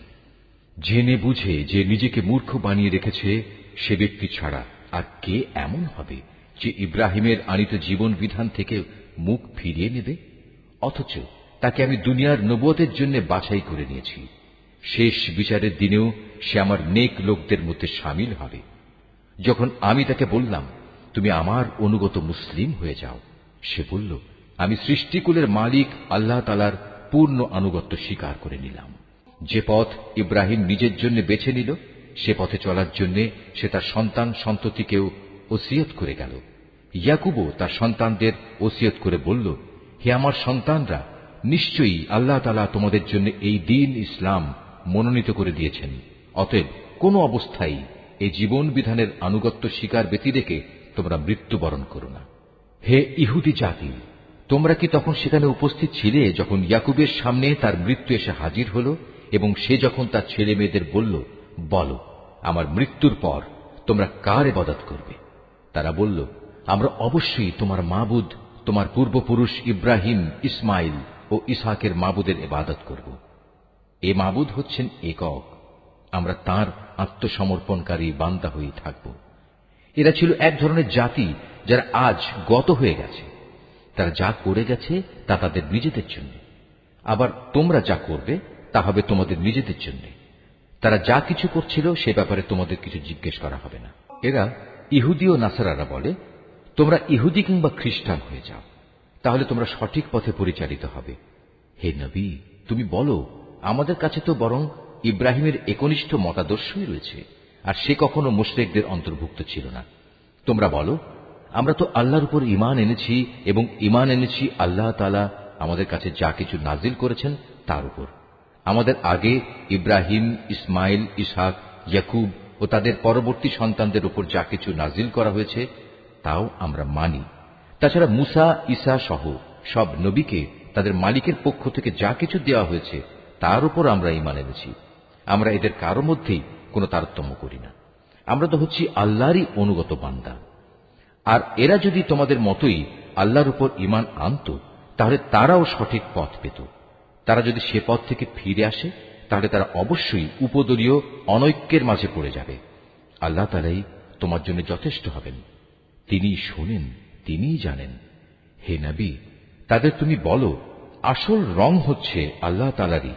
এমন কে আছে যার রং তার রঙের চেয়ে উৎকৃষ্ট হতে পারে? আমরা ঘোষণা করছি, আমরা তাঁরই ইবাদত করি। হে নবী, তুমি তাদের বলো, তোমরা কি স্বয়ং আল্লাহ তাআলার ব্যাপারেই আমাদের সাথে বিতর্কে লিপ্ত হতে চাও? অথচ তিনি যেমন আমাদের মালিক, তেমনি তিনি তোমাদেরও মালিক। আমাদের কাজ আমাদের জন্য, আর তোমাদের কাজ তোমাদের জন্য। আমরা তাঁর আনুগত্যের ব্যাপারে সবাই হচ্ছি নিষ্ঠাবান। অথবা তোমরা কি একথা বলতে চাও যে ইব্রাহিম, ইসমাইল, ইসহাক, ইয়াকুব ও তাদের বংশধররা সবাই ছিল ইহুদি কিংবা খ্রিস্টান? হে নবী, তুমি বলে দাও, এ ব্যাপারে তোমরা বেশি জানো না আল্লাহ তাআলা বেশি জানেন? যদি কোনো ব্যক্তি তার কাছে মজুদ আল্লাহর কাছ থেকে আগত সাক্ষ্য প্রমাণ গোপন করে, তাহলে তার চেয়ে বড় জালেম আর কে হতে পারে? আল্লাহ তাআলা তোমাদের কাজকর্মের ব্যাপারে মোটেই গাফেল নন। এরাও ছিল এক ধরনের সম্প্রদায় যারা আজ গত হয়ে গেছে। তারা যা করে গেছে তা তাদের জন্য, আর তোমাদের কর্মফল হবে তোমাদের জন্য। তারা যা কিছু করছিল সে ব্যাপারে তোমাদের কিছু জিজ্ঞাসা করা হবে না। কেবলা বদলের ব্যাপারে মানুষদের ভেতর থেকে কিছু মূর্খ লোক অচিরেই বলতে শুরু করবে, এ কি হল? এতদিন যে কেবলার উপর তারা প্রতিষ্ঠিত ছিল, আজ কিসে তাদের সেদিক থেকে ফিরিয়ে দিল? হে নবী, তুমি তাদের বলে দাও, পূর্ব পশ্চিম সবই আল্লাহ তাআলার জন্য। আল্লাহ তাআলা যাকে ইচ্ছা তাকে সঠিক পথে পরিচালিত করেন। এভাবেই আমি তোমাদের এক মধ্যপন্থী মানব দলে পরিণত করেছি, যেন তোমরা দুনিয়ার অন্যান্য মানুষদের উপর হেদায়েতের সাক্ষী হয়ে থাকতে পারো, এবং একইভাবে রসুলও তোমাদের উপর সাক্ষী হয়ে থাকতে পারে। যে কেবলার উপর তোমরা এতদিন প্রতিষ্ঠিত ছিলে, আমি তা এই উদ্দেশ্যেই নির্ধারণ করেছিলাম, যাতে করে আমি এ কথাটা জেনে নিতে পারি যে তোমাদের মধ্যে কে রসুলের অনুসরণ করে আর কে তার কথা থেকে ফিরে যায়। তাদের উপর এটা ছিল কঠিন পরীক্ষা। অবশ্য আল্লাহ তাআলা যাদের হেদায়েত দান করেছেন তাদের কথা আলাদা। আল্লাহ তাআলা কখনো তোমাদের ঈমান বিনষ্ট করবেন না। অবশ্যই আল্লাহ তাআলা মানুষদের সাথে বড় দয়ালু ও একান্ত মেহেরবান। কেবলা পরিবর্তনের জন্য তুমি আকাশের দিকে তাকিয়ে যেভাবে আমার আদেশের অপেক্ষায় থাকতে, তা আমি অবশ্যই দেখতে পেয়েছি। তাই আমি তোমার পছন্দ মতো দিককে কেবলা বানিয়ে দিচ্ছি। এখন থেকে তোমরা এই মর্যাদা সম্পন্ন মসজিদের দিকে ফিরে নামাজ আদায় করতে থাকবে। তোমরা যেখানেই থাকো না কেন, তোমাদের মুখমণ্ডল সেদিকে ফিরিয়ে দেবে। এসব লোক যাদের কাছে আগেই কিতাব নাজিল করা হয়েছিল, তারা ভালো করেই জানো। এ ব্যাপারটা তোমার মালিকের পক্ষ থেকে আসা সম্পূর্ণ একটি সত্য ঘটনা। এ সত্ত্বেও তারা যে আচরণ করে যাচ্ছে, আল্লাহ তাআলা তা থেকে মোটেই অনবহিত নন।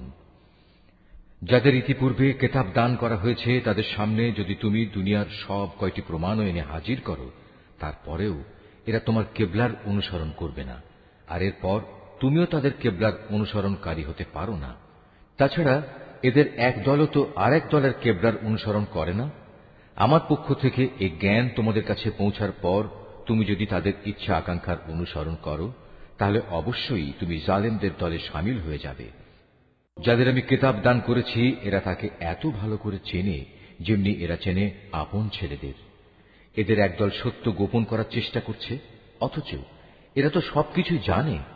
হে নবী, তুমি তাদের বলো, তোমার মালিকের পক্ষ থেকে এ হচ্ছে একমাত্র সত্য। সুতরাং কোন অবস্থায় তোমরা সন্দেহ পোষণকারীদের দলে শামিল হও না।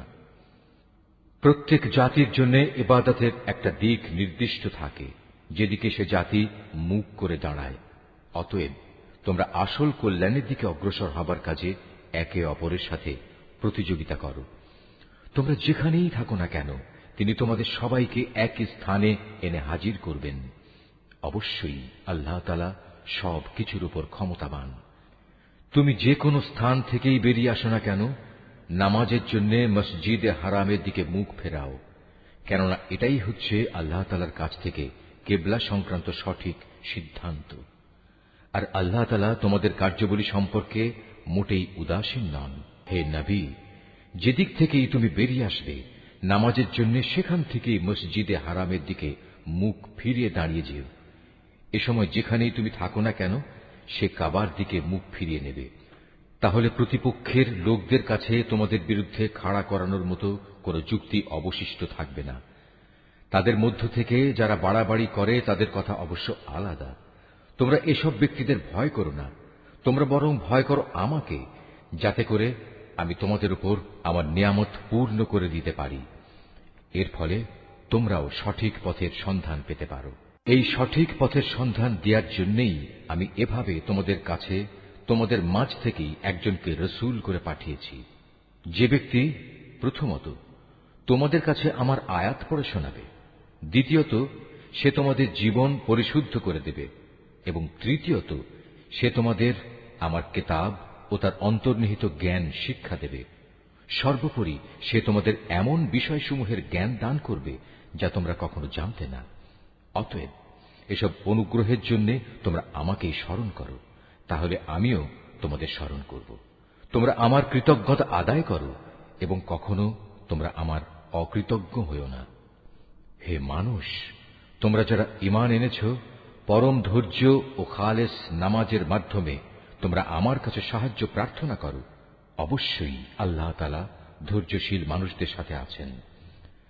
যারা আল্লাহ তাআলার পথে নিহত হয়েছে তাদের তোমরা কখনো মৃত বলো না, বরং তারাই হচ্ছে আসল জীবিত মানুষ। কিন্তু এ বিষয়টির কিছুই তোমরা জানো না। আমি অবশ্যই ঈমানের দাবিতে তোমাদের পরীক্ষা করব, কখনো ভয় ভীতি, কখনো ক্ষুধা অনাহার, কখনো তোমাদের জান মাল ও ফসল আদির ক্ষতি সাধন করে তোমাদের পরীক্ষা করা হবে।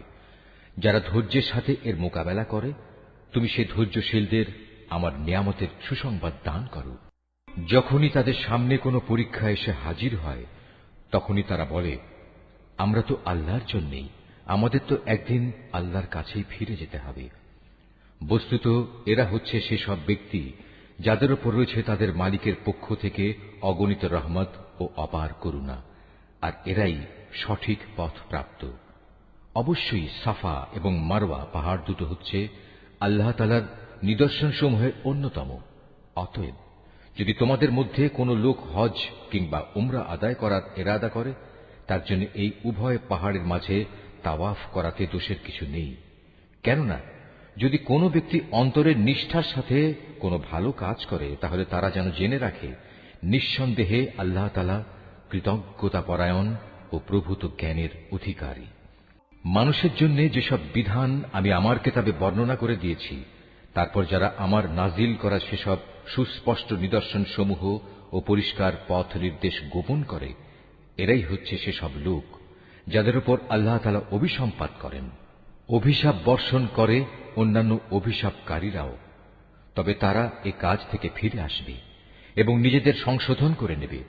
খোলাখুলিভাবে তারা সেসব সত্য কথা প্রকাশ করবে যা এতদিন আহলে কিতাবরা গোপন করে আসছিল। এরাই হবে সেসব লোক যাদের উপর আমি দয়া পরবশ হব। আমি পরম ক্ষমাকারী, দয়ালু। যারা কুফরি করেছে এবং এই কাফের অবস্থায় মৃত্যুবরণ করেছে, তাদের উপর আল্লাহর অভিশাপ, ফেরেশতাদের অভিশাপ, সর্বোপরি অভিশাপ সমগ্র মানবকুলের। এই অভিশপ্ত অবস্থা নিয়েই এরা সেখানে চিরদিন থাকবে। শাস্তির মাত্রা এদের উপর থেকে বিন্দু মাত্র কম করা হবে না, তাদের কোন রকম অবকাশও দেয়া হবে না। তোমাদের মাবুদ হচ্ছেন একজন, তিনি ছাড়া দ্বিতীয় কোনো মাবুদ নেই। তিনি দয়ালু, তিনি মেহেরবান। নিঃসন্দেহে আসমান জমিনের সৃষ্টির মাঝে, রাত দিনের এই আবর্তনের মাঝে, মহাসাগরে ভাসমান জাহাজসমূহে যা মানুষের জন্য কল্যাণকর দ্রব্য সামগ্রী নিয়ে ঘুরে বেড়ায়, এর সব কয়টিতে আল্লাহ তাআলার নিদর্শন মজুদ রয়েছে। আরো আছে আল্লাহ তাআলা আকাশ থেকে বৃষ্টি আকারে যা কিছু নাজিল করেন সেই বৃষ্টির পানির মাঝে। ভূমির নির্জীব হওয়ার পর তিনি এ পানি দ্বারা তাতে নতুন জীবন দান করেন। অতঃপর এই ভূখণ্ডে সব ধরনের প্রাণীর তিনি আবির্ভাব ঘটান। অবশ্যই বাতাসের প্রবাহ সৃষ্টি করার মাঝে এবং সে মেঘমালা যা আসমান জমিনের মাঝে বশীভূত করে রাখা হয়েছে, তার মাঝে সুস্থ বিবেকবান সম্প্রদায়ের জন্য নিদর্শন রয়েছে। মানুষদের মাঝে কিছু সংখ্যক এমনও রয়েছে যে আল্লাহর বদলে অন্য কিছুকে তার সমকক্ষ মনে করে। তারা তাদের তেমনি ভালোবাসে যেমনটি শুধু আল্লাহ তাআলাকেই তাদের ভালোবাসা উচিত। আর যারা সত্যিকার অর্থে আল্লাহ তাআলার উপর ঈমান আনে তারা তো তাকেই সর্বাধিক পরিমাণে ভালোবাসবে। যারা আল্লাহর আনুগত্য না করে বাড়াবাড়ি করছে তারা যদি আযাব স্বচক্ষে দেখতে পেত তাহলে এরা বুঝতে পারত আসমান জমিনের সমুদয় শক্তি একমাত্র আল্লাহর জন্যই। শাস্তি দেওয়ার ব্যাপারে তিনি অত্যন্ত কঠোর। সেদিন ভয়াবহ শাস্তি দেখে হতভাগ্য লোকেরা দুনিয়ায় যাদের তারা মেনে চলত তাদের অনুসারীদের সাথে সম্পর্ক ছেদের কথা বলবে। বলবে, আমরা তো এদের চিনিই না। এদের উভয়ের মধ্যেকার ভঙ্গুর সব সম্পর্ক সেদিন ছিন্ন বিচ্ছিন্ন হয়ে যাবে।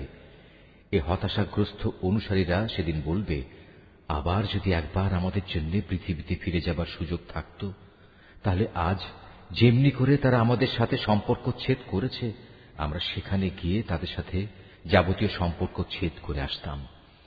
এভাবেই আল্লাহ তাআলা তাদের সমগ্র জীবনের কর্মকাণ্ডগুলো তাদের সামনে একরাশ লজ্জা ও আক্ষেপ হিসেবে তুলে ধরবেন। তাদের জন্য যে জাহান্নাম নির্ধারিত হয়ে আছে এরা কখনো সেই জাহান্নাম থেকে বেরিয়ে আসতে পারবে না। হে মানুষ, তোমরা আল্লাহর জমিনে যা কিছু হালাল ও পবিত্র জিনিস আছে তা খাও এবং হালাল হারামের ব্যাপারে শয়তানের পদাঙ্ক অনুসরণ করো না, কেননা সে হচ্ছে তোমাদের খোলাখুলি দুশমন। শয়তানের কাজ হচ্ছে সে তোমাদের সব সময় পাপ ও অশ্লীল কাজের আদেশ দেয়, যাতে করে আল্লাহ তাআলার নামে তোমরা এমন সব কথা বলতে শুরু করো যা সম্পর্কে তোমরা কিছুই জানো না। তাদের যখন বলা হয় আল্লাহ তাআলা যা কিছু নাজিল করেছেন তোমরা তা মেনে চলো, তারা বলে, আমরা তো শুধু সে পথেরই অনুসরণ করব যে পথের উপর আমরা আমাদের বাপ দাদাদের পেয়েছি। তাদের বাপ দাদারা যদি এ ব্যাপারে কোনো জ্ঞান বুদ্ধির পরিচয় নাও দিয়ে থাকে কিংবা তারা যদি হেদায়েত নাও পেয়ে থাকে তবু কি তারা তাদের অনুসরণ করবে? এভাবে যারা হেদায়েত অস্বীকার করে তাদের উদাহরণ হচ্ছে এমন কিছুর মতো যে তার পালের আরেকটি জন্তুকে যখন ডাক দেয় তখন পেছনের সেই পশুটি তার চিৎকার ও কান্নার আওয়াজ ছাড়া আর কিছুই শুনতে পায় না। মূলত এরা কানেও শোনে না, কথাও বলতে পারে না, চোখেও দেখে না। এ কারণে হেদায়েতের কথাও এরা বোঝে না। হে মানুষ, তোমরা যারা ঈমান এনেছ, আমি যেসব পাক পবিত্র জিনিস তোমাদের দান করেছি নিঃসংকোচে তা তোমরা খাও এবং এ নিয়ামতের জন্য আল্লাহ তাআলার শুকর আদায় করো। অবশ্য যদি তোমরা হালাল হারামের ব্যাপারে একান্তভাবে শুধু তাঁরই দাসত্ব করো। অবশ্যই তিনি মৃত জন্তুর গোশত, সব ধরনের রক্ত ও শূকরের গোশত হারাম ঘোষণা করেছেন এবং এমন সব জন্তু হারাম করেছেন যা আল্লাহ তাআলা ছাড়া অন্য কারো নামে জবাই কিংবা উৎসর্গ করা হয়েছে। তবে সে ব্যক্তির কথা আলাদা যাকে এজন্য বাধ্য করা হয়েছে। যদি সে ব্যক্তি এমন হয় যে সে আল্লাহর আইনের সীমা লঙ্ঘনকারী হয় না, অথবা যেটুকু হলে জীবনটা বাঁচে তার চেয়ে বেশি ভোগ করে তাতে অভ্যস্ত হয়ে পড়ে না, তাহলে এই অপারগতার সময় হারাম খেলে তার উপর কোনো গুনাহ নেই। অবশ্যই আল্লাহ তাআলা ক্ষমাশীল, তিনি অনেক মেহেরবান। এ সত্ত্বেও যারা আল্লাহর নাজিল করা তাঁর কিতাবের অংশবিশেষ গোপন করে রাখে এবং সামান্য বৈষয়িক মূল্যে তা বিক্রি করে দেয়, তারা এটা দিয়ে যা হাসিল করে তা হচ্ছে আগুন, যা দিয়ে তারা নিজেদের পেট ভর্তি করে রাখে। শেষ বিচারের দিনে আল্লাহ তাআলা তাদের সাথে কথা বলবেন না, তিনি তাদের সেদিন পবিত্র করবেন না। ভয়াবহ আযাব এদের জন্য নির্দিষ্ট। এরা হেদায়েতের বদলে গুমরাহির পথ কিনে নিয়েছে, ক্ষমার বদলে তারা আযাব বেছে নিয়েছে। এরা ধৈর্যের সাথে ধীরে ধীরে জাহান্নামের আগুনের উপর গিয়ে পড়েছে। এটা এই জন্যে আল্লাহ তাআলা মানব জাতির জন্য আগে থেকেই সত্য দ্বীন সহকারে কিতাব নাজিল করে দিয়েছেন। যারা এই কিতাবে মতবিরোধে লিপ্ত হয়েছে তারা সত্য ও ন্যায়ের পথ থেকে অনেক দূরে নিক্ষিপ্ত হয়ে গেছে। তোমরা তোমাদের মুখ পূর্ব দিকে ফেরাও বা পশ্চিম দিকে ফেরাও, এতে কিন্তু কোনোই কল্যাণ নিহিত নেই। আসল নেকি হচ্ছে একজন মানুষ আল্লাহর উপর ঈমান আনবে, পরকালের উপর ঈমান আনবে, ঈমান আনবে ফেরেশতাদের উপর, আল্লাহর কিতাবের উপর, কিতাবের বাহক নবী রাসূলদের উপর এবং আল্লাহর দেয়া মাল সম্পদ তাঁরই ভালোবাসা পাবার মানুষে, আত্মীয় স্বজন এতিম, মিসকিন ও পথিক মুসাফিরের জন্য ব্যয় করবে। সাহায্য প্রার্থী দুস্থ মানুষ, সর্বোপরি মানুষদের কয়েদ ও দাসত্বের বন্দী দশা থেকে মুক্ত করার কাজে অর্থ ব্যয় করবে। নামাজ প্রতিষ্ঠা করবে। দারিদ্র্য বিমোচনের জন্য যাকাত আদায় করবে।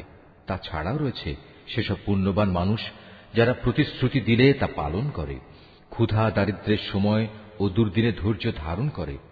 মূলত এরাই হচ্ছে সত্যবাদী এবং এরাই হচ্ছে প্রকৃত আল্লাহভীরু মানুষ।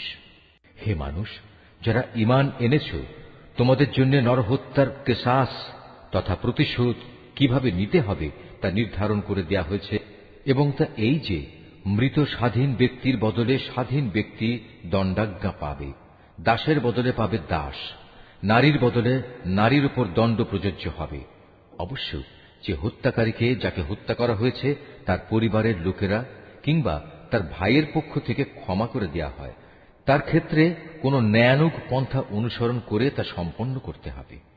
এটা তোমাদের মালিকের পক্ষ থেকে দণ্ড হ্রাস করার উপায় এবং তার একটি অনুগ্রহ মাত্র।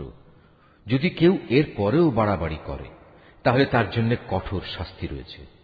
হে বিবেকবান লোকেরা, আল্লাহর নির্ধারিত এই কিসাসের মাঝেই সত্যিকার অর্থে তোমাদের সমাজ ও জাতির জীবন নিহিত রয়েছে। আশা করা যায় অতঃপর তোমরা সতর্ক হয়ে চলবে।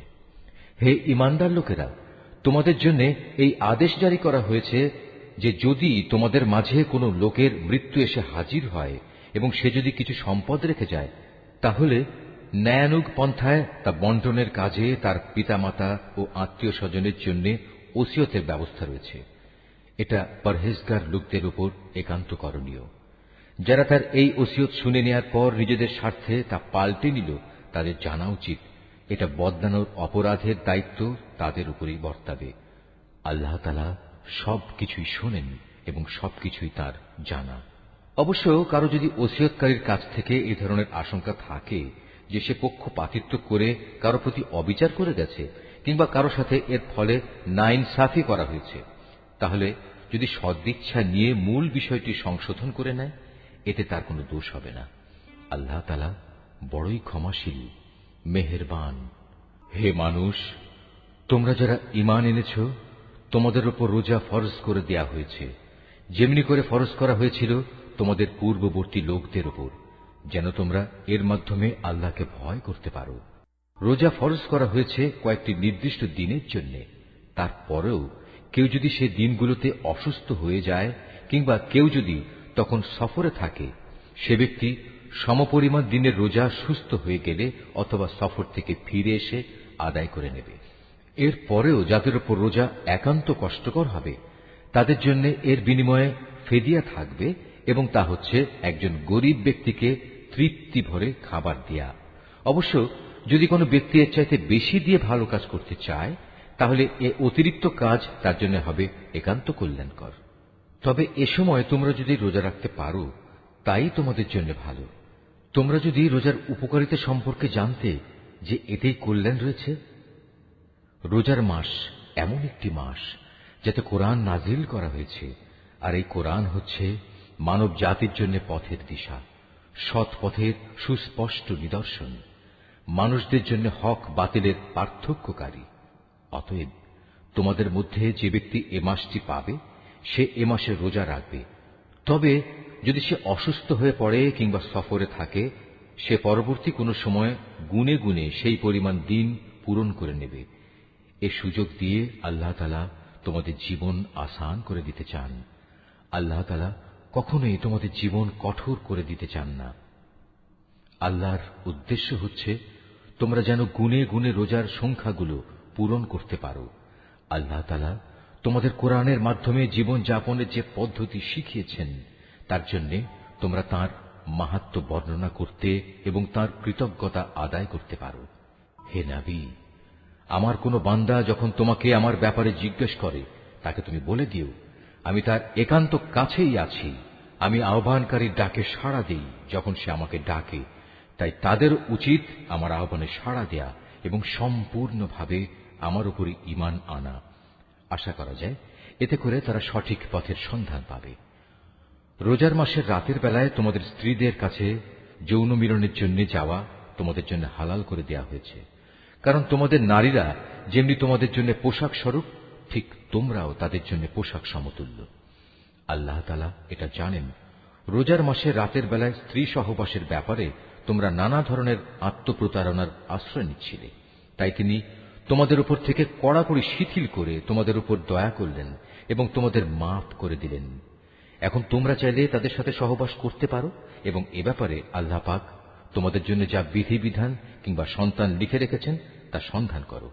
রোজার সময় পানাহারের ব্যাপারে আল্লাহর নির্দেশ হচ্ছে, তোমরা পানাহার অব্যাহত রাখতে পারো যতক্ষণ পর্যন্ত রাতের অন্ধকার রেখার ভেতর থেকে ভোরের শুভ্র আলোক রেখা তোমাদের জন্য পরিষ্কার প্রতিভাত না হয়। অতঃপর তোমরা রাতের আগমন পর্যন্ত রোজা পূর্ণ করে নাও। তবে মসজিদে যখন তোমরা এতেকাফ অবস্থায় থাকবে তখন নারী সম্ভোগ থেকে বিরত থেকো। এই হচ্ছে আল্লাহ তাআলার নির্ধারিত সীমারেখা। অতএব তোমরা কখনো এর কাছেও যেও না।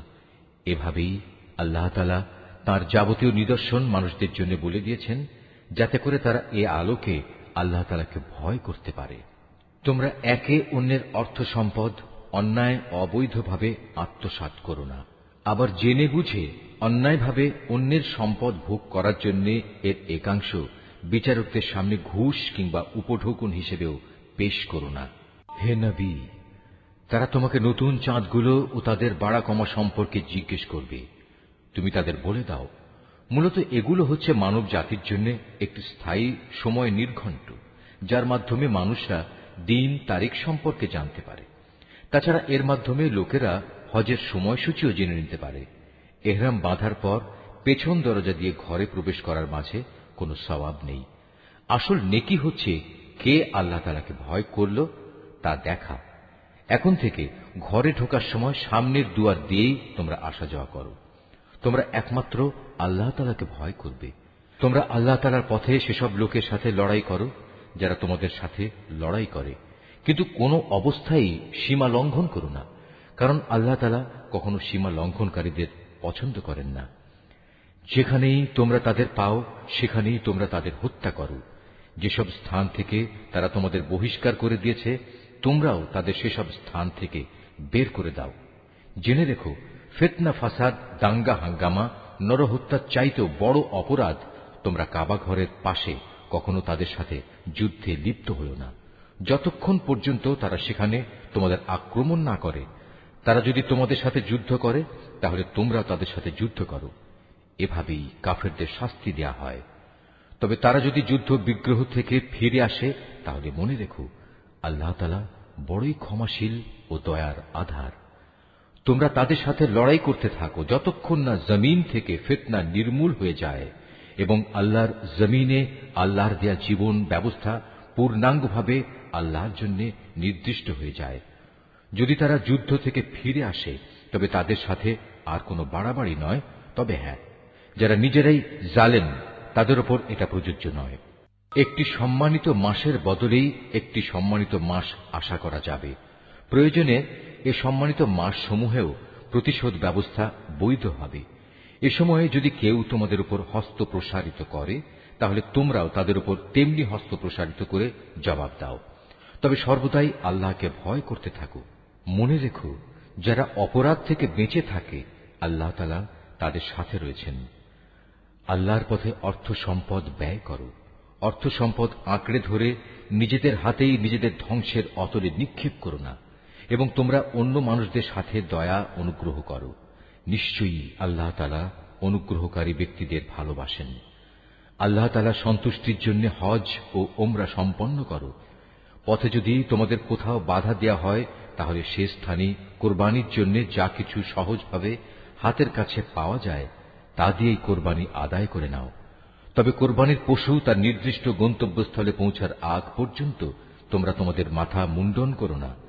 যদি তোমাদের মধ্যে কোনো ব্যক্তি অসুস্থ হয়ে পড়ে অথবা যদি তার মাথায় কোনো রোগ থাকে যে কারণে আগেই তার মাথা মুন্ডন করা প্রয়োজন হয়ে পড়ে, তাহলে সে যেন এর বিনিময়ে ফিদিয়া আদায় করে, এবং তা হচ্ছে কিছু রোজা রাখা অথবা অর্থ দান করা কিংবা কোরবানি আদায় করা। অতঃপর তোমরা যখন নিরাপদ হয়ে যাবে তখন তোমাদের কেউ যদি একসাথে হজ ও ওমরা আদায় করতে চায়, তার উচিত তার সাধ্য অনুযায়ী কোরবানি আদায় করা।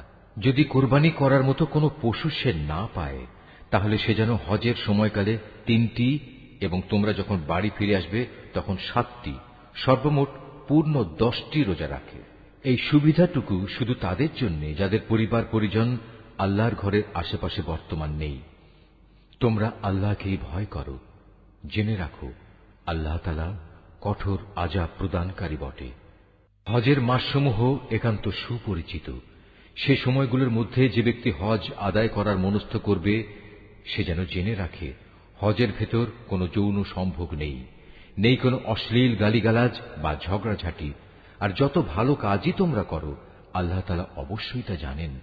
হজের নিয়ত করলে এর জন্য তোমরা পাথেয় জোগাড় করে নেবে, যদিও আল্লাহর ভয়টাই হচ্ছে মানুষের সর্বোৎকৃষ্ট পাথেয়। অতএব হে বুদ্ধিমান মানুষরা, তোমরা আমাকেই ভয় করো। হজের এ সময়গুলোতে যদি তোমরা আল্লাহর অনুগ্রহ তালাশ করতে গিয়ে কোনো অর্থনৈতিক ফায়দা হাসিল করতে চাও, তাতে তোমাদের কোনোই দোষ নেই। অতঃপর তোমরা যখন আরাফাতের ময়দান থেকে ফিরে আসবে, তখন মুজদালিফায় মাশআরে হারামের কাছে এসে আল্লাহকে স্মরণ করবে, ঠিক যেমনি করে আল্লাহ তাআলা তোমাদের তাকে ডাকার পথ বলে দিয়েছেন, তেমনি করে তাকে স্মরণ করবে। ইতিপূর্বে তোমরা আসলেই পথভ্রষ্টদের দলে শামিল ছিলে। তারপর তোমরা সে স্থান থেকে ফিরে এসো যেখান থেকে অন্য হজ পালনকারী ব্যক্তিরা ফিরে আসে। নিজেদের ভুল ভ্রান্তির জন্য আল্লাহ তাআলার কাছে ক্ষমা প্রার্থনা করো। নিঃসন্দেহে আল্লাহ তাআলা গুনাহ খাতা মাফ করে দেন, তিনি বড়ই দয়ালু। যখন তোমরা তোমাদের হজের যাবতীয় আনুষ্ঠানিকতা শেষ করে নেবে, তখন এখানে বসে আগের দিনে যেভাবে তোমরা তোমাদের পূর্বপুরুষদের গৌরবের কথা স্মরণ করতে, তেমনি করে বরং তার চেয়ে বেশি পরিমাণে এখন আল্লাহকে স্মরণ করো। মানুষদের ভেতর থেকে একদল লোক বলে, হে আমাদের মালিক, সব ভালো জিনিস তুমি আমাদের এই দুনিয়াতেই দিয়ে দাও। বস্তুত যারা এ ধরনের কথা বলে, তাদের জন্য পরকালে আর কোনো পাওনাই বাকি থাকে না। আবার এ মানুষদেরই আর একদল বলে, হে আমাদের প্রতিপালক, এ দুনিয়ায়ও তুমি আমাদের কল্যাণ দান করো, পরকালেও তুমি আমাদের কল্যাণ দাও, সর্বোপরি তুমি আমাদের আগুনের আযাব থেকে নিষ্কৃতি দাও। এ ধরনের লোকদের তাদের নিজ নিজ উপার্জন মোতাবেক তাদের যথার্থ হিস্সা রয়েছে। আল্লাহ তাআলাই হচ্ছেন দ্রুত হিসাব গ্রহণকারী। হাতে গোনা হজের এ কয়টি দিনে বেশি পরিমাণে আল্লাহকে স্মরণ করো। হজের পর যদি কেউ তাড়াহুড়ো করে দুদিনের মধ্যে মিনা থেকে মক্কায় ফিরে আসে, তাতে যেমন কোনো দোষ নেই, তেমনি যদি কোনো ব্যক্তি সেখানে আরো বেশি অপেক্ষা করতে চায়, তাতেও কোনো দোষ নেই। এই নিয়ম হচ্ছে তার জন্য যে আল্লাহকে ভয় করেছে। তোমরা শুধু আল্লাহ তাআলাকে ভয় করো এবং জেনে রাখো একদিন তোমাদের তাঁর কাছেই জড়ো করা হবে। মানুষদের মাঝে এমন লোকও আছে পার্থিব জীবনে যার কথা তোমাকে খুবই উৎফুল্ল করবে। তার মনে যা কিছু আছে তার উপর সে আল্লাহ তাআলাকে সাক্ষী বানায়, কিন্তু এর প্রকৃত পরিচয় হচ্ছে সে ভীষণ ঝগড়াটে ব্যক্তি। আবার সে যখন আল্লাহর জমিনের কোথাও ক্ষমতার আসনে বসতে পারে, তখন সে নানা প্রকারে অশান্তি সৃষ্টি করতে শুরু করে, জমিনের শস্য ক্ষেত্র বিনাশ করে, জীবজন্তুর বংশ নির্মূল করতে চায়। মূলত আল্লাহ তাআলা কখনো বিপর্যয় সৃষ্টিকারী মানুষদের পছন্দ করেন না। যখন তাকে বলা হয় ফিতনা ফাসাদ সৃষ্টি না করে তুমি আল্লাহ তাআলাকে ভয় করো, তখন তাকে মিথ্যা অহংকারে পেয়ে বসে, যা গুনার সাথে মেশানো থাকে। মূলত এ চরিত্রের লোকের জন্য জাহান্নামই যথেষ্ট, আর তা হচ্ছে একান্ত নিকৃষ্টতম ঠিকানা। এ মানুষদের ভেতর আবার এমন কিছু লোক রয়েছে যারা আল্লাহ তাআলার এতটুকু সন্তুষ্টি লাভের জন্য নিজের জীবন পর্যন্ত বিক্রি করে দেয়। আল্লাহ তাআলা এ ধরনের বান্দাদের প্রতি সত্যিই অনুগ্রহশীল। হে ইমানদার লোকেরা, তোমরা পুরোপুরি ইসলামের ছায়াতলে এসে যাও এবং কোনো অবস্থায় অভিশপ্ত শয়তানের পদাঙ্ক অনুসরণ করো না, কেননা শয়তান হচ্ছে তোমাদের প্রকাশ্যতম দুশমন। আল্লাহ তাআলার পক্ষ থেকে এসব সুস্পষ্ট নিদর্শন তোমাদের কাছে এসে যাওয়ার পরও যদি তোমাদের পদস্খলন হয়, তাহলে নিশ্চিত জেনে রাখো আল্লাহ তাআলা মহাবিজ্ঞ ও পরাক্রমশালী। তারা কি সেদিনের অপেক্ষা করছে যখন আল্লাহ তাআলা স্বয়ং তাঁর ফেরেশতা সহ মেঘের ছায়া দিয়ে এখানে আসবেন এবং তখন তাদের ভাগ্যের চূড়ান্ত ফয়সালা হয়ে যাবে। সব কয়টি ব্যাপার সর্বশেষে তাঁর কাছেই উপনীত হবে। তুমি বনী ইসরায়েলদের জিজ্ঞেস করো, কি পরিমাণ সুস্পষ্ট নিদর্শন আমি তাদের দান করেছি। আমি তাদের বলেছি, যার কাছে হেদায়েতের নিয়ামত আসার পর সে নিজে তা বদলে ফেলে, তার জন্য আল্লাহ তাআলা কঠোর শাস্তি দানকারী। যারা আল্লাহ তাআলাকে অস্বীকার করেছে তাদের জন্য তাদের এ পার্থিব জীবনটা খুব লোভনীয় করে সাজিয়ে রাখা হয়েছে। এরা ঈমানদার ব্যক্তিদের বিদ্রূপ করে, অথচ এই ঈমানদার ব্যক্তি যারা আল্লাহ তাআলাকে ভয় করেছে, শেষ বিচারের দিন তাদের মর্যাদা এদের তুলনায় অনেক বেশি হবে। আল্লাহ তাআলা যাকে চান তাকে অপরিমিত রিজিক দান করেন। একসময় সব মানুষ একই উম্মতের অন্তর্ভুক্ত ছিল, পরে এরা নানা দলে উপদলে বিভক্ত হয়ে তাদের স্রষ্টাকেই ভুলে গেল। তখন আল্লাহ তাআলা সঠিক পথের অনুসারীদের সুসংবাদবাহী আর গুনাহগারদের জন্য আযাবের সতর্ককারী হিসেবে নবীদের পাঠালেন। তিনি সত্যসহ গ্রন্থ নাজিল করলেন, যেন তা মানুষদের এমন পারস্পরিক বিরোধ সমূহের চূড়ান্ত ফয়সালা করতে পারে যে ব্যাপারে তারা মতবিরোধ করে। তাদের কাছে সুস্পষ্ট হিদায়াত পাঠানো সত্ত্বেও তারা পারস্পরিক বিদ্রোহ ও বিদ্বেষ সৃষ্টির জন্য মতবিরোধ করেছে। অতঃপর আল্লাহ তাআলা তাদের সবাইকে স্বীয় ইচ্ছায় সেই সঠিক পথ দেখালেন, যার ব্যাপারে ইতিপূর্বে তাদের মধ্যে মতবিরোধ সৃষ্টি হয়েছিল। আল্লাহ তাআলা যাকে চান তাকে সঠিক পথ দেখান। তোমরা কি মনে করে নিয়েছ যে তোমরা এমনি এমনিই বেহেশতে চলে যাবে? এখনো পূর্ববর্তী নবীদের অনুসারীদের বিপদের মতো কিছুই তোমাদের উপর নাজিল হয়নি। তাদের উপর বহু ধরনের বিপর্যয় ও সংকট এসেছে। কঠোর নির্যাতনে তারা নির্যাতিত হয়েছে, কঠিন নিপীড়নে তারা শিহরিত হয়ে উঠেছে। এমনকি স্বয়ং আল্লাহর নবী ও তার সঙ্গী সাথীরা অত্যাচারে অতিষ্ঠ হয়ে এক পর্যায়ে এই বলে আর্তনাদ করে উঠেছে, আল্লাহ তাআলার সাহায্য কবে আসবে? আল্লাহ তাআলা তাঁর প্রিয়জনদের সান্ত্বনা দিয়ে বললেন, অবশ্যই আল্লাহ তাআলার সাহায্য অতি নিকটে। তারা তোমার কাছে জানতে চাইবে তারা কি কি খাতে খরচ করবে। তুমি তাদের বলে দাও, যা কিছুই তোমরা তোমাদের পিতামাতার জন্য, আত্মীয় স্বজনদের জন্য, এতিম অসহায় মিসকিনদের জন্য এবং মুসাফিরদের জন্য খরচ করবে, তাই আল্লাহ তাআলা গ্রহণ করবেন। যা ভালো কাজ তোমরা করবে আল্লাহ তাআলা তা অবশ্যই জানতে পারবেন। সত্য প্রতিষ্ঠা ও অসত্য নির্মূল করার জন্য যুদ্ধ তোমাদের উপর ফরজ করে দেয়া হয়েছে, আর এটাই তোমাদের ভালো লাগে না। কিন্তু তোমাদের জেনে রাখা উচিত, এমন কোন জিনিস তো থাকতে পারে যা তোমাদের ভালো লাগে না, অথচ তাই তোমাদের জন্য কল্যাণকর। আবার একইভাবে এমন কোন জিনিস যা তোমাদের খুবই ভালো লাগবে, কিন্তু পরিণামে তা হবে তোমাদের জন্য খুবই ক্ষতিকর। আল্লাহ তাআলাই সব চাইতে ভালো জানেন, তোমরা কিছুই জানো না। সম্মানিত মাস ও তাতে যুদ্ধ করা সম্পর্কে তারা তোমাকে জিজ্ঞেস করবে।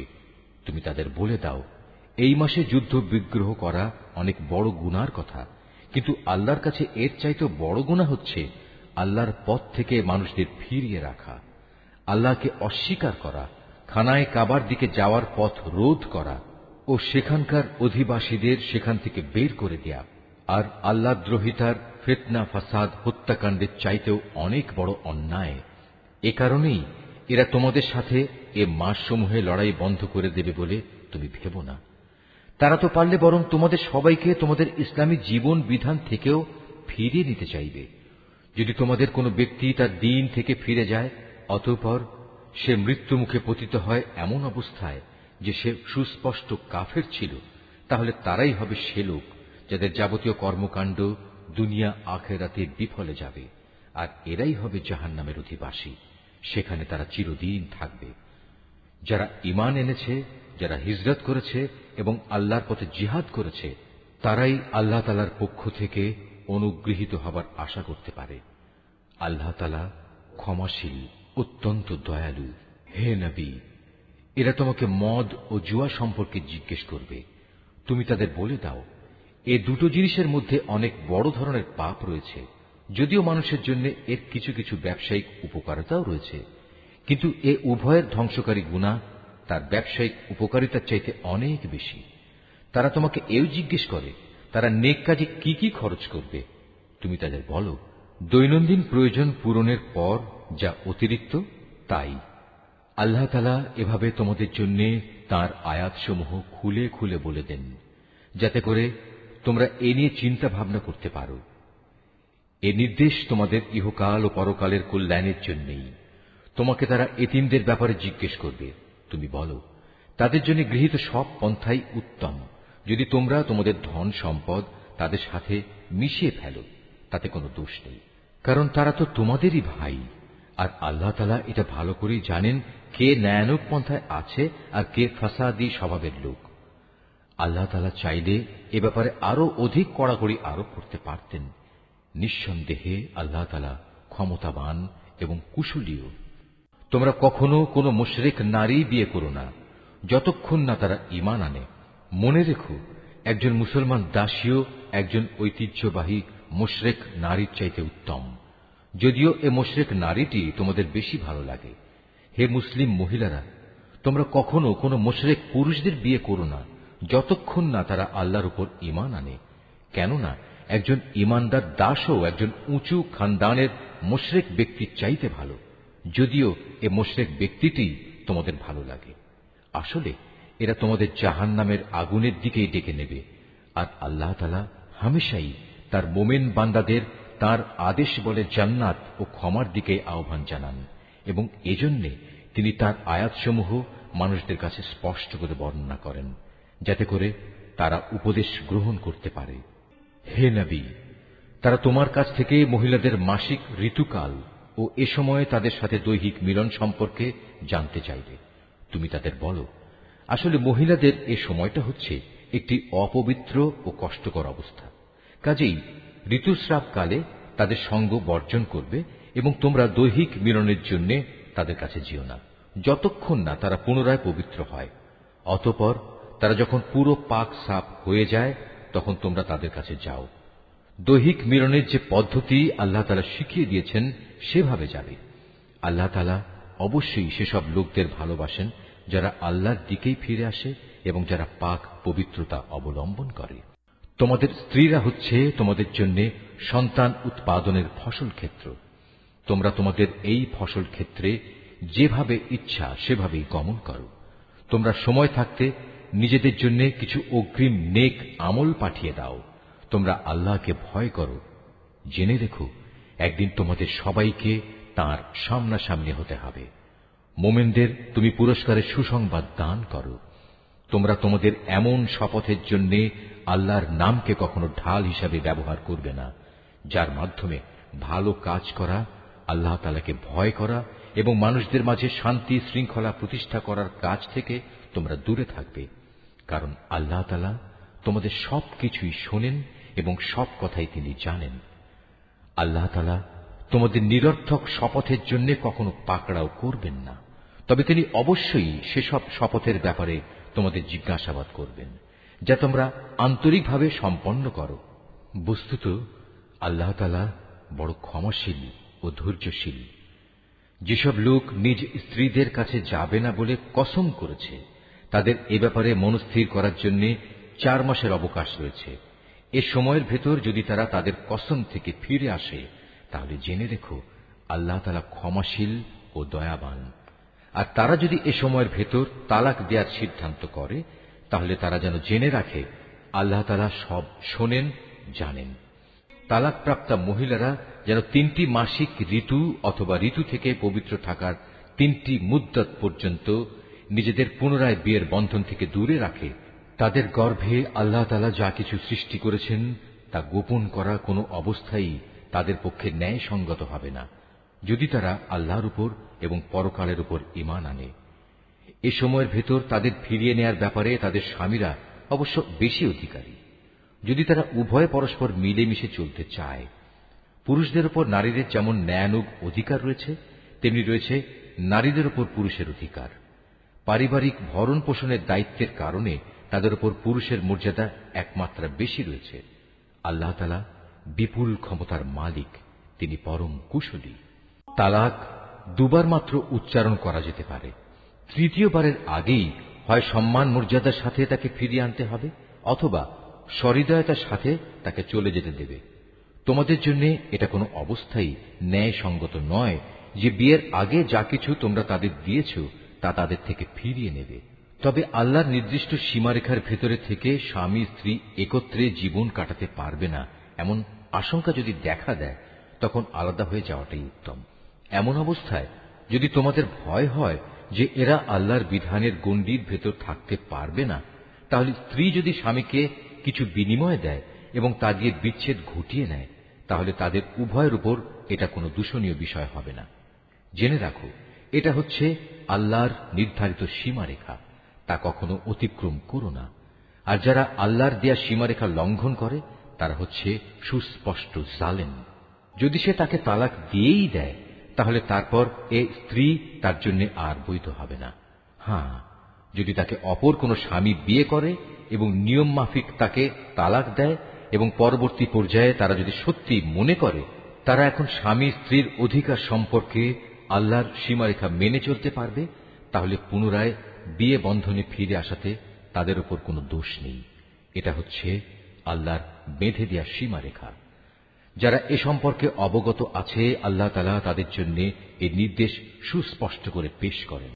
যখন তোমরা স্ত্রীদের তালাক দাও এবং তারা যখন তাদের অপেক্ষার সময় ইদ্যত পূর্ণ করে নেয়, তখন হয় মর্যাদার সাথে তাদের ফিরিয়ে আনো, নতুবা ভালোভাবে তাদের বিদায় করে দাও।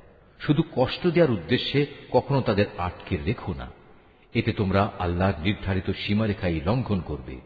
আর যে ব্যক্তি এমন কাজ করে সে প্রকারান্তরে নিজের উপরই জুলুম করে। সাবধান, আল্লাহর নির্দেশসমূহকে কখনো হাসি তামাশার বস্তু মনে করো না। স্মরণ করো, তোমরা ছিলে অজ্ঞ।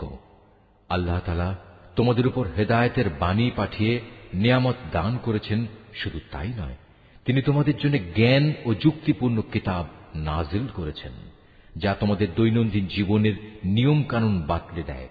অতএব তোমরা আল্লাহকে ভয় করো এবং জেনে রাখো, তিনি তোমাদের যাবতীয় কাজকর্ম সম্পর্কে সম্পূর্ণ ওয়াকিবহাল রয়েছেন।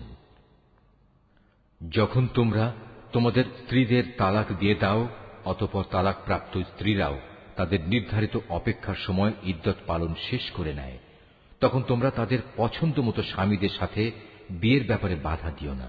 যদি তারা বিয়ের জন্য সম্মানজনকভাবে কোনো ঐক্যমত্যে পৌঁছে থাকে, তোমাদের ভেতর যারা আল্লাহ তাআলা ও পরকালীন জীবনের উপর বিশ্বাস স্থাপন করে তাদের এ আদেশই দেয়া হচ্ছে। মূলত এটা তোমাদের জন্য অধিক সম্মানের এবং অনেক পবিত্র কর্মধারা, কারণ আল্লাহ তাআলা জানেন তোমরা কিছুই জানো না। মায়েদের পুরো 2 বছরই সন্তানকে বুকের দুধ খাওয়ানো উচিত। এ নিয়ম তার জন্যে যে চায় সন্তানের দুধ খাওয়ানো পুরো মাত্রায় আদায় করুক। সন্তানের পিতা দুধ খাওয়ানোর জন্য মায়েদের সম্মানজনক ভরণ পোষণ সুনিশ্চিত করবে। কোন ব্যক্তির উপর তার সাধ্যাতীত বোঝা চাপিয়ে দেওয়া যাবে না। পিতার সঙ্গতির কথা ভাবতে গিয়ে দেখতে হবে মায়েরাও যেন আবার নিজ সন্তান নিয়ে বেশি কষ্টে না পড়ে যায়, এবং পিতাকেও যেন সন্তান জন্ম দেওয়ার কারণে অযথা কষ্টে পড়ে যেতে না হয়, সেটাও খেয়াল রাখতে হবে। সন্তানের পিতার অবর্তমানে তার উত্তরাধিকারীদের উপর সন্তানের জন্মদাত্রী মায়ের অধিকার এভাবেই বহাল থাকবে। তবে কোন পর্যায়ে পিতামাতা যদি পারস্পরিক সম্মতি ও পরামর্শের ভিত্তিতে আগেভাগেই সন্তানের দুধ ছাড়িয়ে নিতে চায়, তাতেও তাদের উপর কোনো দোষের কিছু নেই। তোমরা যদি নিজেদের বদলে অন্য কাউকে সন্তানের দুধ খাওয়ানোর জন্য নিয়োগ করতে চাও এবং যদি দুগ্ধদাত্রীর পাওনা যথাযথভাবে বুঝিয়ে দেওয়া হয়, তাতেও কোনো গুনাহ নেই। সর্বাবস্থায় আল্লাহ তাআলাকে ভয় করো এবং জেনে রেখো, তোমরা যা কিছুই করো আল্লাহ তাআলা তার সব কিছুই দেখতে পান। তোমাদের মধ্যে যারা মৃত্যু মুখে পতিত হয় এবং তারা যদি তাদের স্ত্রীদের জীবিত রেখে যায়, সে অবস্থায় স্ত্রীরা যদি বিয়ে করতে চায়, তাহলে তারা তাদের নিজেদের 4 মাস 10 দিন পর্যন্ত সময় বিয়ে থেকে বিরত থাকবে। অপেক্ষার এ সময়টুকু যখন তারা পূরণ করে নেবে, তখন নিজেদের বিয়ের ব্যাপারে তারা ন্যায়ানুগ পন্থায় যা ইচ্ছা তাই করতে পারবে, এবং এ বিষয়টিতে তাদের উপর কোনো গুনাহ নেই।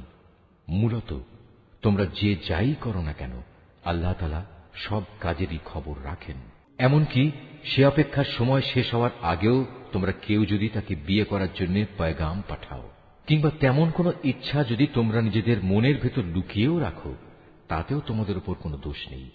কেননা আল্লাহ তাআলা এটা ভালো করেই জানেন, তাদের কথা অবশ্যই তোমরা বারবার মনে করবে। কিন্তু সাবধান, আড়ালে আবডালে থেকে গোপনে তাদের বিয়ের কোনো প্রতিশ্রুতি দিও না।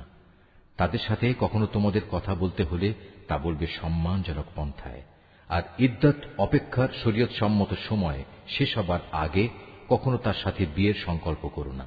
জেনে রেখো, তোমাদের মনের সব ইচ্ছা অভিসন্ধির কথা কিন্তু আল্লাহ তাআলা ভালো করেই জানেন। অতএব তোমরা একমাত্র তাঁর থেকেই সতর্ক হও এবং একথাও জেনে রেখো, আল্লাহ তাআলা অত্যন্ত ধৈর্যশীল, মহান ক্ষমাশীল।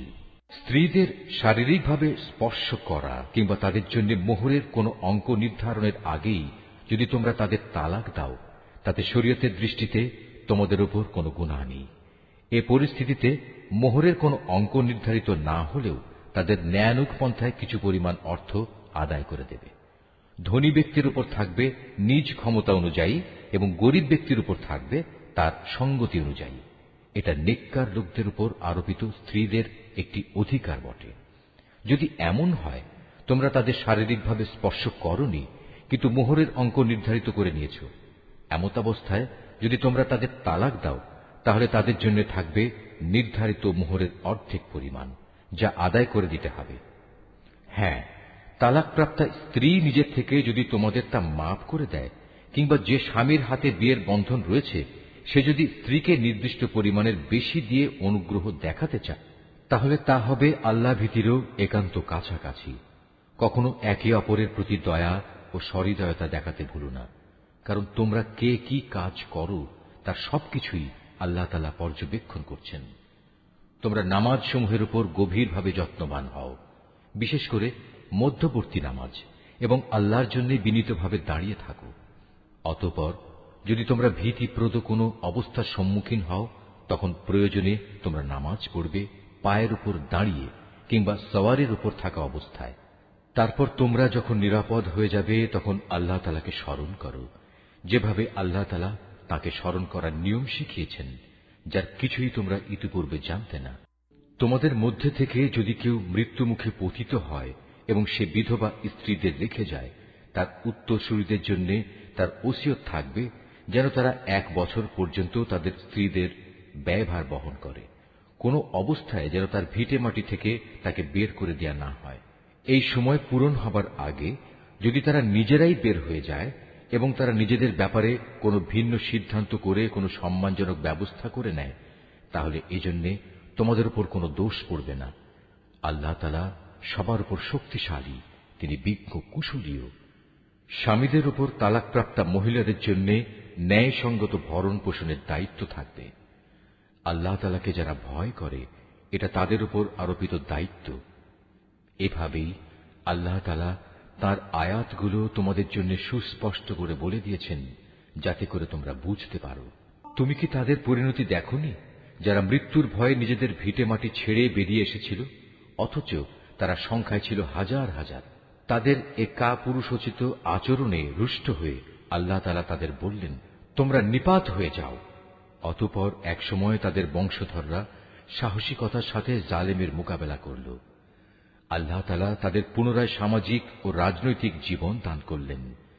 আল্লাহ তাআলা এ ধরনের সাহসী মানুষদের উপর সর্বদাই অনুগ্রহশীল, কিন্তু মানুষদের অধিকাংশই এজন্য আল্লাহর কৃতজ্ঞতা আদায় করে না।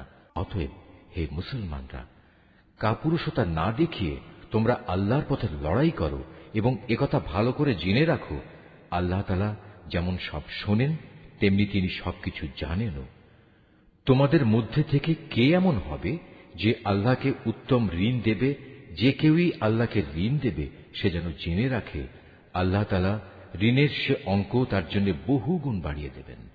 আল্লাহ তাআলা কাউকে ধনী আবার কাউকে গরিব করে দেন, আর সবশেষে তোমাদের ধনী গরিব সবাইকে তো একদিন তার কাছেই ফিরে যেতে হবে।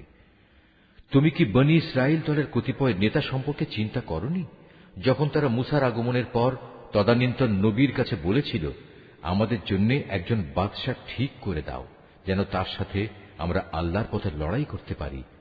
আল্লাহর নবী তাদের বলল, তোমাদের অবস্থা আগের লোকদের মতো এমন হবে না তো যে আল্লাহ তাআলা তোমাদের লড়াইয়ের আদেশ দেবেন এবং তোমরা লড়াই করবে না?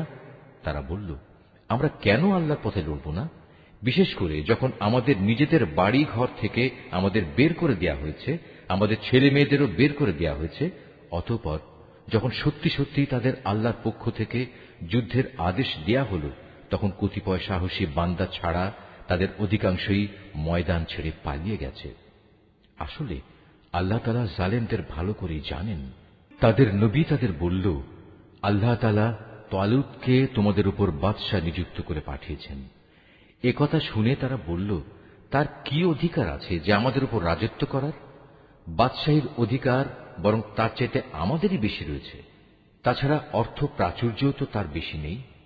আল্লাহর নবী বলল, শাসন ক্ষমতার জন্য আল্লাহ তাআলা তাকেই বাছাই করেছেন এবং এ কাজের জন্য তার শারীরিক যোগ্যতা ও জ্ঞান প্রতিভা আল্লাহ তাআলা বাড়িয়ে দিয়েছেন।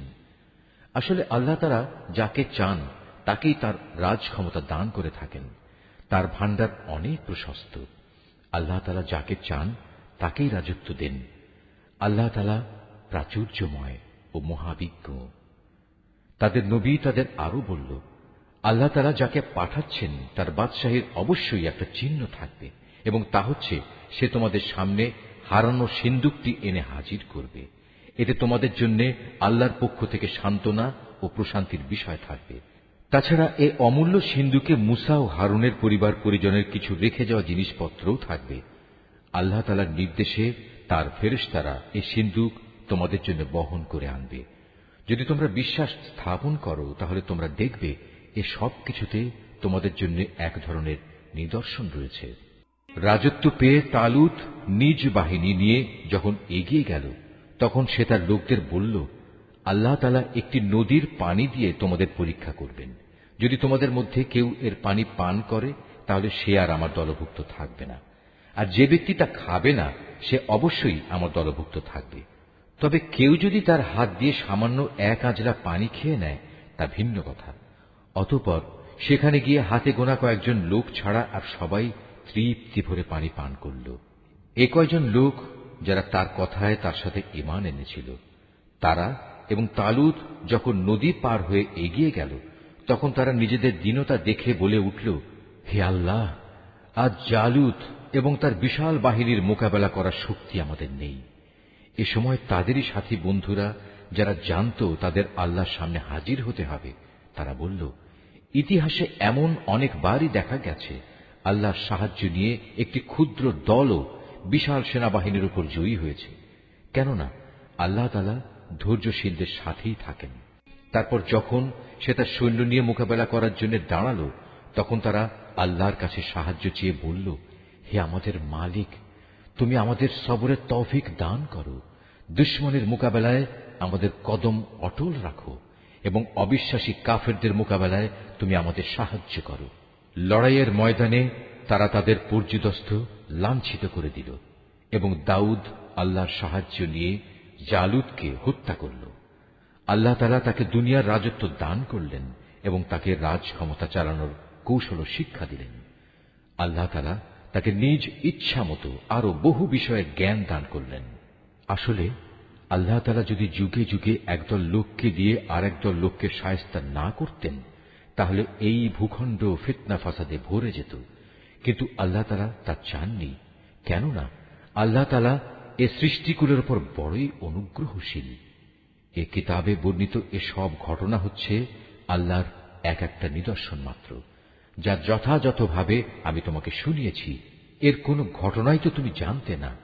তুমি অবশ্যই আমার পাঠানো নবী রসুলদের একজন। এই যে নবী রসুলরা রয়েছে, এদের কাউকে কারো উপর আমি বেশি মর্যাদা দান করেছি। এদের মধ্যে এমনও কেউ ছিল যাদের সাথে আল্লাহ তাআলা কথা বলেছেন এবং এর মাধ্যমে কারো মর্যাদা তিনি বাড়িয়ে দিয়েছেন। আমি মরিয়মের ছেলে ঈসাকে কতিপয় উজ্জ্বল নিদর্শন দিয়েছিলাম। অতঃপর পবিত্র রূহের মাধ্যমে তাকে আমি সাহায্য করেছি। আল্লাহ তাআলা চাইলে তাদের আগমনের পর যাদের কাছে এসব উজ্জ্বল নিদর্শন এসেছে তারা কখনো মারামারিতে লিপ্ত হতো না। কিন্তু রসুলদের পর তারা দলে উপদলে বিভক্ত হয়ে গেল। অতঃপর তাদের মধ্যে কিছু লোক ঈমান আনল, আবার তাদের কিছু লোক আল্লাহ তাআলা ও তার নবীকে অস্বীকার করল। অথচ আল্লাহ পাক চাইলে এরা কেউই যুদ্ধ বিগ্রহে লিপ্ত হতো না। কিন্তু আল্লাহ তাআলা যা চান তাই করেন। হে ঈমানদাররা, তোমরা যারা ঈমান এনেছ, আমার দেয়া ধন সম্পদ থেকে আমার পথে ব্যয় করো সেদিনটি আসার আগে, যেদিন কোনো বেচাকেনা চলবে না, কোন রকম বন্ধুত্ব ভালোবাসাও কাজে আসবে না, না সেদিন কারো কাছ থেকে কোনো সুপারিশ গ্রহণ করা হবে। মূলত এদিনের অস্বীকারীরাই হচ্ছে জালেম। মহান আল্লাহ তাআলা, তিনি ছাড়া দ্বিতীয় কোনো ইলাহ নেই। তিনি চিরঞ্জীব, তিনি অনাদি সত্তা। ঘুম তো দূরের কথা, সামান্য তন্দ্রাও তাকে আচ্ছন্ন করে না। আসমান সমূহ ও জমিনে যা কিছু আছে তার সবকিছুরই একচ্ছত্র মালিকানা তাঁর। কে এমন আছে যে তার দরবারে বিনা অনুমতিতে সুপারিশ করবে? তাদের বর্তমান ভবিষ্যতের সবকিছুই তিনি জানেন। তার জানা বিষয়সমূহের কোনো কিছুই কারো জ্ঞানের সীমা পরিসীমার আয়ত্তাধীন হতে পারে না। তবে কিছু জ্ঞান যদি তিনি কাউকে দান করে থাকেন তবে তা ভিন্ন কথা। তার বিশাল সাম্রাজ্য আসমান জমিনের সবকিছুই পরিবেষ্টন করে আছে। এ উভয়টির হেফাজত করার কাজ কখনো তাকে পরিশ্রান্ত করে না। তিনি পরাক্রমশালী ও অসীম মর্যাদাবান। আল্লাহর দ্বীনের ব্যাপারে কোনো জোর জবরদস্তি নেই, কারণ সত্য এখানে মিথ্যা থেকে পরিষ্কার হয়ে গেছে। তোমাদের মধ্যে যদি কোনো ব্যক্তি বাতিল মতাদর্শকে অস্বীকার করে আল্লাহর দেয়া জীবনাদর্শের উপর ঈমান আনে, সে যেন এর মাধ্যমে এমন এক শক্তিশালী রশি ধরল যা কোনোদিনই ছিঁড়ে যাবার নয়। আল্লাহ তাআলা সবকিছুই শোনেন এবং সবকিছুই জানেন। যারা আল্লাহর উপর ঈমান আনে, আল্লাহ তাআলাই হচ্ছেন তাদের সাহায্যকারী বন্ধু। তিনি জাহেলিয়াতের অন্ধকার থেকে তাদের ঈমানের আলোতে বের করে নিয়ে আসেন। অপরদিকে যারা আল্লাহকে অস্বীকার করে, বাতিল শক্তিসমূহই হয়ে থাকে তাদের সাহায্যকারী। তা তাদের দ্বীনের আলোক থেকে কুফরির অন্ধকারের দিকে নিয়ে যায়। এরাই হচ্ছে প্রকৃতপক্ষে জাহান্নামের অধিবাসী। সেখানে তারা চিরদিন থাকবে। তুমি কি সে ব্যক্তির অবস্থা দেখোনি যে ব্যক্তিকে আল্লাহ তাআলা দুনিয়ার রাষ্ট্র ক্ষমতা দেওয়ার পর সেই ইব্রাহিমের সাথে স্বয়ং মালিকের ব্যাপারে বিতর্কে লিপ্ত হল? বিতর্কের এক পর্যায়ে ইব্রাহিম বলল, আমার মালিক তিনি, যিনি সৃষ্টিকুলকে জীবন দান করেন, মৃত্যু দান করেন। সে বলল, জীবন মৃত্যু তো আমিও দিয়ে থাকি।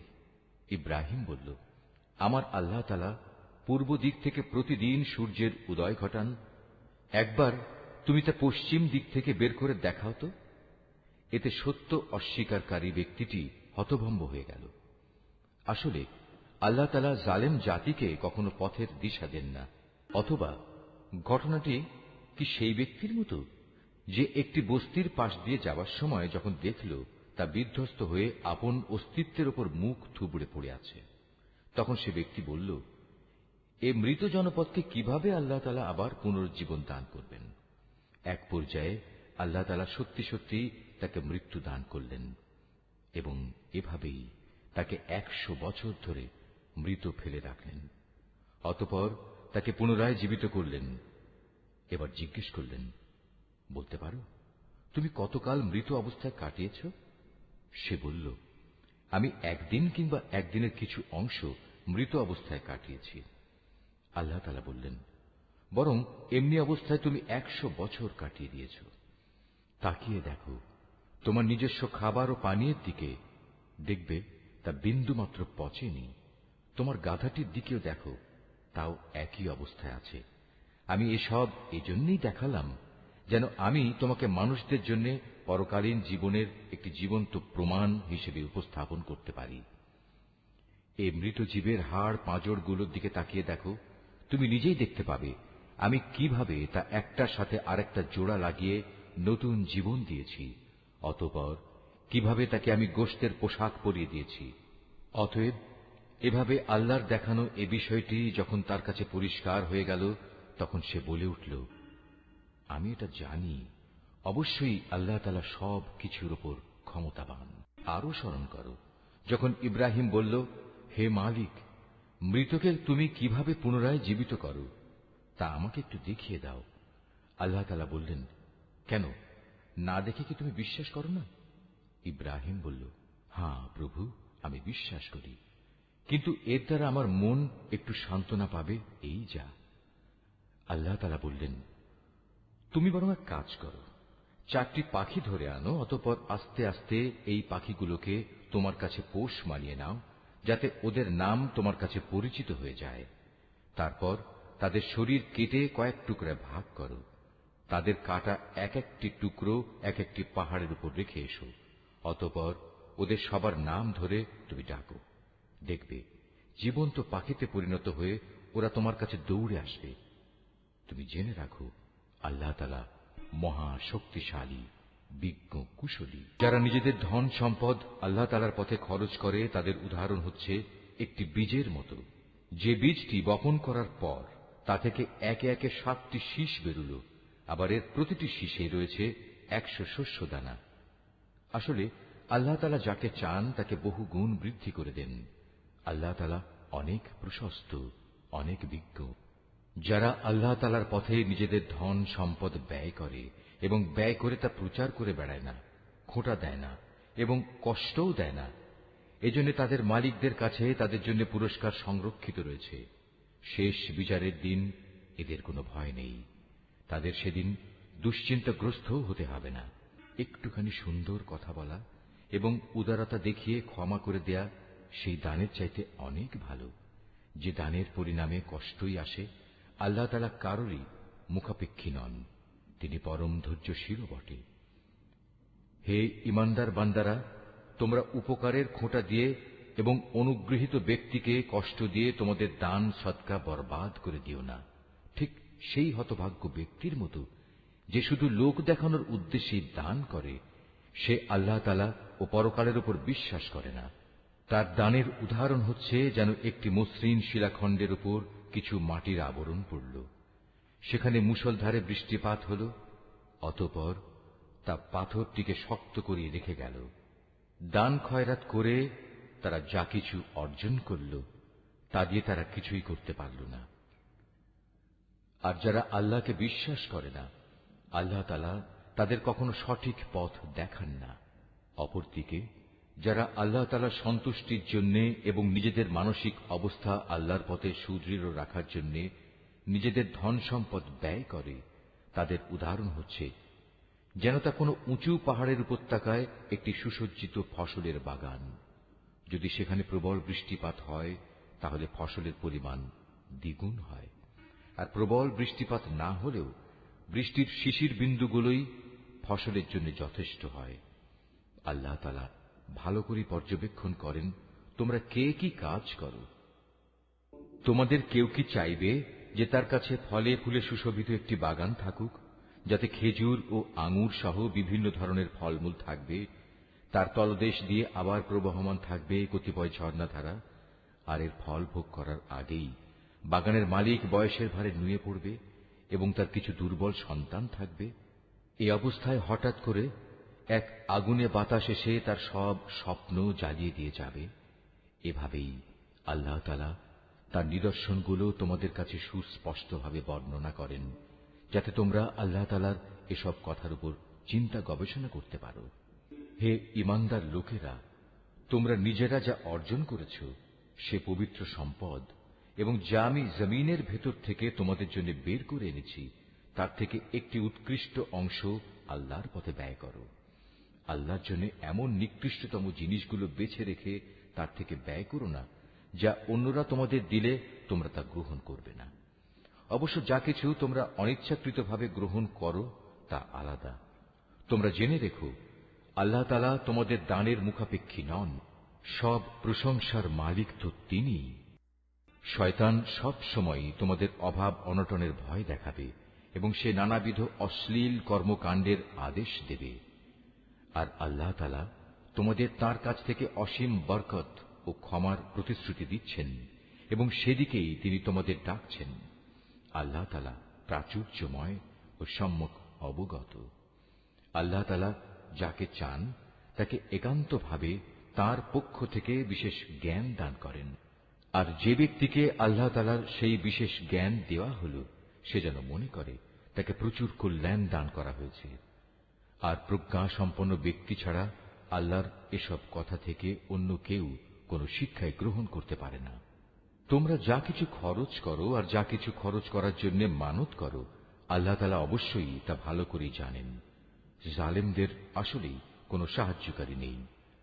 আল্লাহ তাআলা সন্তুষ্টির জন্য তোমরা যা কিছু দান করো তা যদি প্রকাশ্যভাবে মানুষদের সামনে করো তা ভালো কথা, তাতে কোনো দোষ নেই। তবে যদি তোমরা তা মানুষদের কাছে গোপন রাখো এবং চুপে চুপে অসহায়দের দিয়ে দাও, তা হবে তোমাদের জন্য উত্তম। এ দানের কারণে আল্লাহ তাআলা তোমাদের বহুবিধ গুনাহ খাতা মুছে দেবেন। আর তোমরা যাই করো না কেন, আল্লাহ তাআলা সবকিছু সম্পর্কে ওয়াকিবহাল রয়েছেন। যারা তোমার কথা শোনে না, তাদের হেদায়েতের দায়িত্ব তোমার উপর নয়, তবে আল্লাহ তাআলা যাকে চান তাকেই সঠিক পথ দেখান। তোমরা যা দান সদকা করো এটা তোমাদের জন্য কল্যাণকর, কারণ তোমরা তো এজন্যই খরচ করো যেন আল্লাহর সন্তুষ্টি অর্জন করতে পারো। তোমরা আজ যা কিছু দান করবে, আগামীকাল তার পুরোপুরি পুরস্কার তোমাদের আদায় করে দেয়া হবে। সেদিন তোমাদের উপর কোন রকম জুলুম করা হবে না। দান সদকা তো তোমাদের মাঝে এমন কিছু গরিব মানুষের জন্য যারা আল্লাহর পথে এমন ভাবে ব্যাপৃত, যারা নিজেদের জন্য জমিনের বুকে চেষ্টা সাধনা করতে পারে না, আত্মসম্মান বোধের কারণে কিছু চায় না বলে অজ্ঞ মূর্খ লোকেরা এদের মনে করে এরা বুঝি সচ্ছল। কিন্তু তুমি এদের বাহ্যিক চেহারা দেখেই এদের সঠিক অবস্থা বুঝে নিতে পারো।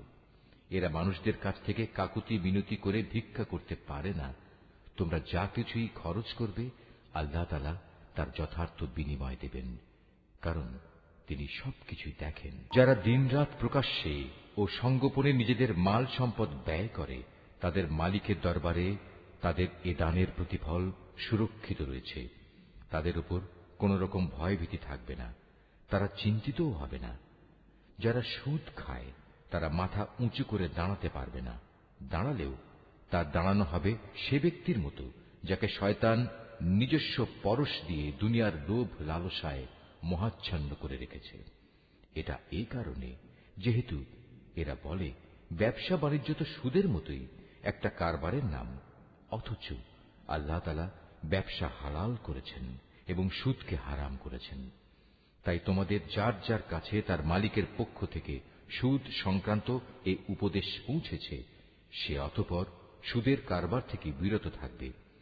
আগে এ আদেশ আসা পর্যন্ত যে সুদ সে খেয়েছে তা তো তার জন্য অতিবাহিত হয়েই গেছে। তার ব্যাপার একান্তই আল্লাহ তাআলার সিদ্ধান্তের উপর। কিন্তু এরপর যে ব্যক্তি আবার সুদী কারবারে ফিরে আসবে, তারা অবশ্যই জাহান্নামের অধিবাসী হবে, সেখানে তারা চিরদিন থাকবে। আল্লাহ তাআলা সুদ নিশ্চিহ্ন করেন, অপরদিকে দান সৎকার পবিত্র কাজকে তিনি উত্তরোত্তর বৃদ্ধি করেন। আল্লাহ তাআলা তার নিয়ামতের প্রতি অকৃতজ্ঞ পাপিষ্ঠ ব্যক্তিদের কখনো পছন্দ করেন না। তবে যারা সত্যিকার অর্থে আল্লাহ তাআলার উপর ঈমান এনেছে এবং ভালো কাজ করেছে, নামাজ প্রতিষ্ঠা করেছে, যাকাত আদায় করেছে, তাদের সেদিন কোনো ভয় থাকবে না, তারা সেদিন চিন্তিতও হবে না। হে ঈমানদার লোকেরা, তোমরা সুদের ব্যাপারে আল্লাহকে ভয় করো। আগের সুদী কারবারের যেসব বকেয়া আছে তোমরা তা ছেড়ে দাও, যদি সত্যিই তোমরা আল্লাহর উপর ঈমান আনো। যদি তোমরা এমনটি না করো, তাহলে অতঃপর আল্লাহ তাআলা ও তাঁর রাসূলের পক্ষ থেকে তোমাদের বিরুদ্ধে যুদ্ধের ঘোষণা থাকবে। আর যদি এখনো তোমরা আল্লাহর দিকে ফিরে আসো, তাহলে তোমরা তোমাদের মূলধন ফিরে পাবার অধিকারী হবে। সুদী কারবার দ্বারা অন্যের উপর জুলুম করো না, তোমাদের উপরও অতঃপর সুদের জুলুম করা হবে না। সে ঋণ গ্রহীতা ব্যক্তি কখনো যদি অভাবগ্রস্ত হয়ে পড়ে, তাহলে তার উপর চাপ দিও না, বরং তার সচ্ছলতা ফিরে আসা পর্যন্ত তাকে অবকাশ দাও। আর যদি তা মাফ করে দাও, তাহলে তা হবে তোমাদের জন্য অতি উত্তম কাজ। যদি তোমরা ভালোভাবে জানো, তাহলে তাই করো। সেদিনটিকে ভয় করো যেদিন তোমাদের সবাইকে আল্লাহর দিকে ফিরিয়ে নেওয়া হবে। সেদিন প্রত্যেক মানব সন্তানকে জীবনভর কামাই করা পাপ পুণ্যের পুরোপুরি ফলাফল দিয়ে দেয়া হবে। কারো উপর সেদিন কোনো ধরনের জুলুম করা হবে না। হে ঈমানদার বান্দারা, তোমরা যখন পরস্পরের সাথে নির্দিষ্ট একটি সময়ের জন্য ঋণের চুক্তি করো, তখন তা লিখে রাখো। তোমাদের মধ্যকার যে কোনো একজন লেখক সুবিচারের ভিত্তিতে এ চুক্তিনামা লিখে দেবে।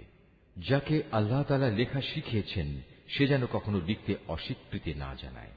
লেখার সময় ঋণ গ্রহীতা লেখককে বলে দেবে কি কি শর্ত সেখানে লিখতে হবে। এ পর্যায়ে লেখককে অবশ্যই তার মালিক আল্লাহ তাআলাকে ভয় করা উচিত। চুক্তিনামা লেখার সময় লক্ষ্য রাখতে হবে তার কিছু যেন বাদ না পড়ে। যদি সে ঋণ গ্রহীতা অজ্ঞ, মূর্খ এবং সব দিক থেকে দুর্বল হয়, অথবা চুক্তিনামার কথাবার্তা বলে দেওয়ার ক্ষমতাই তার না থাকে, তাহলে তার পক্ষ থেকে তার কোনো অভিভাবক ন্যায়ানুগ পন্থায় বলে দেবে কি কি কথা লিখতে হবে। তদুপরি তোমাদের মধ্যে থেকে দুইজন পুরুষকে এ চুক্তিপত্রে সাক্ষী বানিয়ে নিও। যদি দুইজন পুরুষ একত্রে পাওয়া না যায়, তাহলে একজন পুরুষ এবং দুজন মহিলা সাক্ষী হবে, যাতে করে তাদের একজন ভুলে গেলে দ্বিতীয়জন তাকে স্মরণ করিয়ে দিতে পারে। এমন সব লোকদের মধ্যে থেকে সাক্ষী নিতে হবে যাদের উভয় পক্ষ পছন্দ করবে। সাক্ষীদের যখন সাক্ষী প্রদানের জন্য ডাকা হবে তখন তারা তা অস্বীকার করবে না। লেনদেনের সময় পরিমাণ ছোট হোক কিংবা বড় হোক, দিনক্ষণ সহ তা লিখে রাখার ব্যাপারে অবহেলা করো না। এটা আল্লাহর কাছে ন্যায্যতর ও সাক্ষ্য দানের ক্ষেত্রে অধিক মজবুত ভিত্তির উপর প্রতিষ্ঠিত, এবং পরবর্তীকালে যাতে তোমরা সন্দিগ্ধ না হও তার সমাধানের জন্যও এটা নিকটতর পন্থা। যা কিছু তোমরা নগদ হাতে হাতে আদান প্রদান করো তা সব সময় না লিখলেও তোমাদের কোনো ক্ষতি নেই, তবে ব্যবসায়িক লেনদেনের সময় অবশ্যই সাক্ষী রাখবে। দলিলের লেখক ও চুক্তিনামার সাক্ষীদের কখনো তাদের মত বদলানোর জন্য কষ্ট দেয়া যাবে না। তারপরেও তোমরা যদি তাদের এ ধরনের যাতনা প্রদান করো তাহলে জেনে রেখো তা হবে তোমাদের জন্য একটি মারাত্মক গুনাহ। এ ব্যাপারে আল্লাহ তাআলা তোমাদের সব কিছুই শিখিয়ে দিচ্ছেন, কেননা আল্লাহ তাআলা সব কিছুই জানেন। যদি তোমরা কখনো সফরে থাকো এবং এ কারণে ঋণের চুক্তি লেখার মতো কোনো লেখক না পাও, তাহলে চুক্তি লেখার বদলে কোনো জিনিস বন্ধক রেখে দাও। যখন তোমাদের কোনো ব্যক্তি অপর ব্যক্তিকে কোনো বন্ধকি জিনিসের ব্যাপারে বিশ্বাস করে, এমতাবস্থায় যে ব্যক্তিকে বিশ্বাস করা হয়েছে তার উচিত সেই আমানত যথাযথ ফেরত দেয়া এবং আমানতের ব্যাপারে আল্লাহ তাআলাকে ভয় করা, যিনি তার মালিক। তোমরা কখনো সাক্ষ্য গোপন করো না। যে ব্যক্তি তা গোপন করে সে অবশ্যই অন্তরের দিক থেকে পাপিষ্ঠ সাব্যস্ত হয়।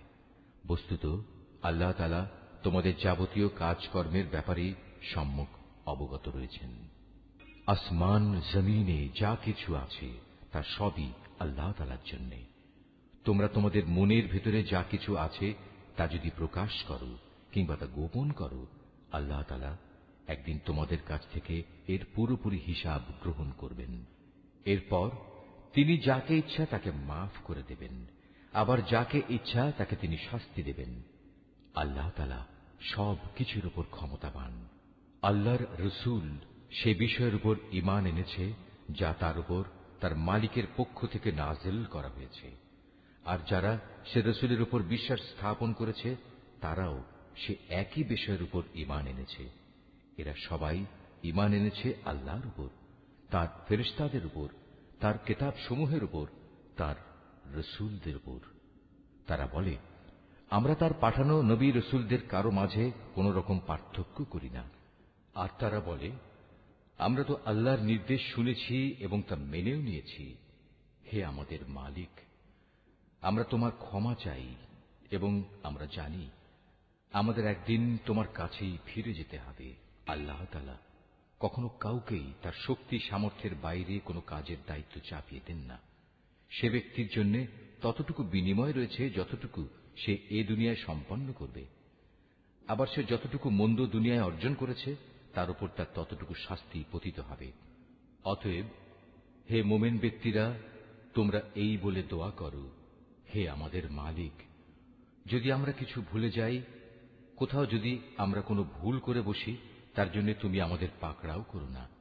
হে আমাদের মালিক, আমাদের পূর্ববর্তী জাতিদের উপর যে ধরনের বোঝা তুমি চাপিয়েছিলে তা আমাদের উপর চাপিও না। হে আমাদের মালিক, যে বোঝা বইবার সামর্থ্য আমাদের নেই তা তুমি আমাদের উপর চাপিয়ে দিও না। তুমি আমাদের উপর মেহেরবানি করো, তুমি আমাদের মাফ করে দাও, আমাদের উপর তুমি দয়া করো, তুমি আমাদের একমাত্র আশ্রয় দাতা বন্ধু, অতএব কাফেরদের মোকাবেলায় তুমি আমাদের সাহায্য করো।